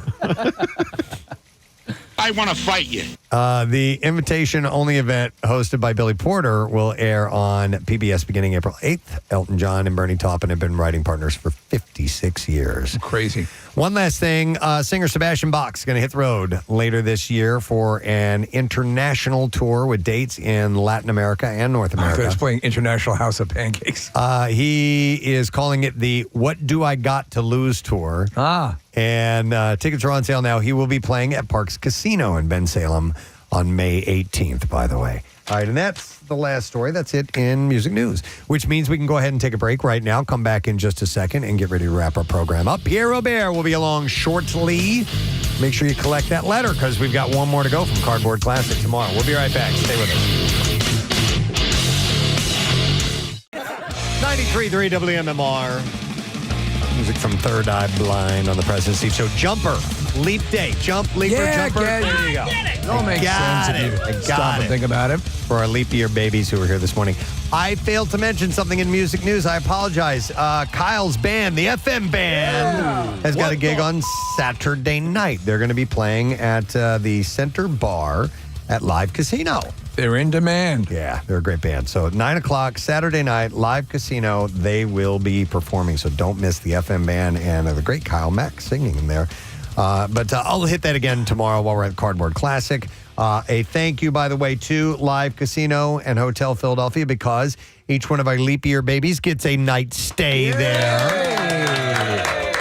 We're celebrating their birthday today. So, again, happy birthday to David Crum and Corinne Chronicle and Jessica Bell and Jen Lindberger and also Sean Smith, who are here celebrating their birthdays today. Everybody range in age from 9 to 13. That's adorable. And thank you very much to Don and Jessica of Fluffy En Route Mobile Petting Zoo. Pierre, we had a cow in our studio I this heard morning. it, and I didn't. If you didn't plug that yesterday, I would have come in. I want to pet a cow. And the pig was so cute. Once you pet a cow, you won't want to eat them as much. Yes, that's true. And I was petting it while eating an all beef hot dog. So, oh, it was in a cage. It didn't come out of the cage. No, they did. This just some photos for social media. I tried to go to the YouTube thing, but I could, by the time I got there, it was too late. Then I was wondering, did it have an accident? No. Actually, they're very good. There were a couple little pellets from the rabbit. Do they wear like cow Condoms? diapers? No. Cow diapers. They had we had everything covered. We had tarps and all the You guys all necessary. got to pet a cow on your birthday. So cool. And they, I think the goat might have pooped a little bit, but there's just little pellets. They're easy to clean up. They were friggin' adorable, though. It's no pony for Kathy, but can you? You had mentioned Bill would have lost his mind, and Bill would have lost his mind. Yep. I mean, he would have been hovering, and you would have seen steam coming out of his nostrils and his ears, and a nervous look as he hovered back and forth in a repeated, rapid fashion. It wouldn't have happened. Yeah. We were watching the replay on our X account of the cow. Casey getting hit in the hand with the bat. Oh my God! Did that hurt? No, it tickled. Which one of you kids hurt Casey? It was Corinne. Come on. She was It's your Uncle blindfolded. Casey. Yeah, I really was. I played a little gag on her where I had her swinging at the piñata, but I wasn't holding the piñata up, and I thought that was funny. And then Karma was like, "Yeah, it's real funny, a-hole." Yeah, popped him right in the head. Yeah. Knocked him good. You drop everything, Casey. Thank you to Wilson's Secret Sauce for supplying the food. Steve Wilson. Casey, what's their location? They're on Township Line, and I guess it's Havertown, and Okay. right across the street from the post office and the gas station. And you can they do a ton of takeout, so they definitely have a sit down restaurant. But I do a ton of takeout from those guys. They'll be at Cardboard Classic tomorrow with a sled entered, of course. So we're looking forward to that. And thank you to Making Music. Kim and Sandy and Jared and Daniel came in this morning. We did sing-alongs. We did the chicken song. I love the chicken song. We did the hello song. We did, what was the one you love? Oh, Eliza Jane. Yeah. I actually had a moment outside in the Acme Lounge when I was talking to him. I started to get choked up because they are like my kids' childhood, right? And it was a really, really special time. And I was talking to Kim. I said, I hope you realized like the impact that you've had on so many people's and families' lives, because I mean, those are really, really special times, and I'm glad that we were able to share that with the children in the studio today. Are they the ones that sing Jackie Jackie Bam Bam Bam? No, different one. No, they're the ones that, and you probably never hear it unless you're coming home. That's the morning thing, right? Yeah. Hello, Preston. Oh. Hello, Steve. I heard that this morning on my way home. Yes. I just gotten out of the gutter and crawled to my car, and I was heading home. Beautiful. But it was great having them by today, too. All right, shall we do the letter of the day? Yes. All right, and here we go. Preston and Steve on 93.3 WMMR. Now, the Daily Letter. And the Preston and Steve show is brought to you today by the letter A, as in animals. Yes. All right, Lots of and them. We have one more letter to go. Tomorrow we'll give away a 4-pack of Party Zone tickets and Wings prize pack for the Philadelphia Wings game. Sunday, March 10th. Each ticket includes 3 drinks, plus you get a $30 food voucher for each person. Philadelphia Wings are back in action at Wells Fargo Center throughout March. The Party Zone gets you closest to the action for just $39. You get 3 drinks, private bar and restroom, turf-level view of the game, and an assortment of lawn and party games. Tickets are on sale now at wingslax.com. What you doing today, man? Well, we're going to have a block of Bruce. We're going to have a block of Metallica, workforce block of Audio Slave. So that'll be cool. And one more thing. Uncle Pierre has a present for all of you. Oh. It's not a lap dance. But it is each of you. I have just been informed by a program director, Chuck D'Amico. Each of you will get a pair of tickets to the Emma Barbecue.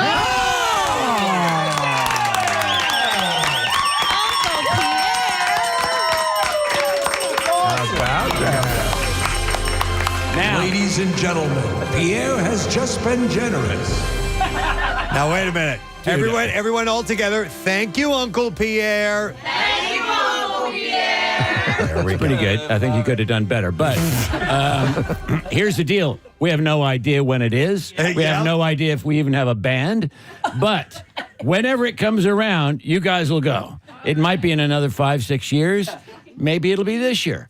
We always can hope. We always pray, but we always put together a unique lineup. So it's always a kind of a puzzle piece putting it all together. So whenever we figure out what it is, if we do, which we hope we will, and we hope we'll have an announcement, but you never know. But when we do, you've got it. How vague of a present is that? I'll tell you this. Now let's hear it again. That's the kind of vagary your Uncle Pierre brings to you. Okay? We heard a little bit more. We're looking at a time frame, and there's some stuff don't count on it. it. Don't believe it. Because maybe it'll happen, but maybe I wouldn't count on it. But then again, the Tooth Fairy Day was earlier this week. So the Tooth Fairy might just bring us an Emma barbecue. Because if you've been bad, Santa was watching, he tells the Tooth Fairy then can bring an Emma barbecue. You got it? I didn't know and the don't Tooth Fairy forget the picks a Easter particular Bunny. day. No, it's a particular day. It's like Easter bunnies too. All right. They help. All right. Thank you, Uncle Pierre. We appreciate that. You're that was welcome. very lovely. There's a gas Beat it, leak. kids. I want to thank our sponsors. Preston and Steve Show brought to you today by Dunkin'. The Preston and Steve Show runs on Dunkin'. Also brought to you by Acme Markets, fresh foods, local flavors, and by Natural Lawn of America. Get free seeding every year. Call 800-FREE-SEED now. Tomorrow, Cardboard Classic Nuff Set. That's it. Live from Montage in Scranton. We are done. Yes, sir. Pierre's going to be there as well. Yeah, Pierre will be there. Brent, Jackie Bam Bam. Ho, ho, ho. Everybody doing their shows. So we will see you there. That's it. We're done. Rage on. Have yourself a great day, and we'll see you there, gang. Bye-bye.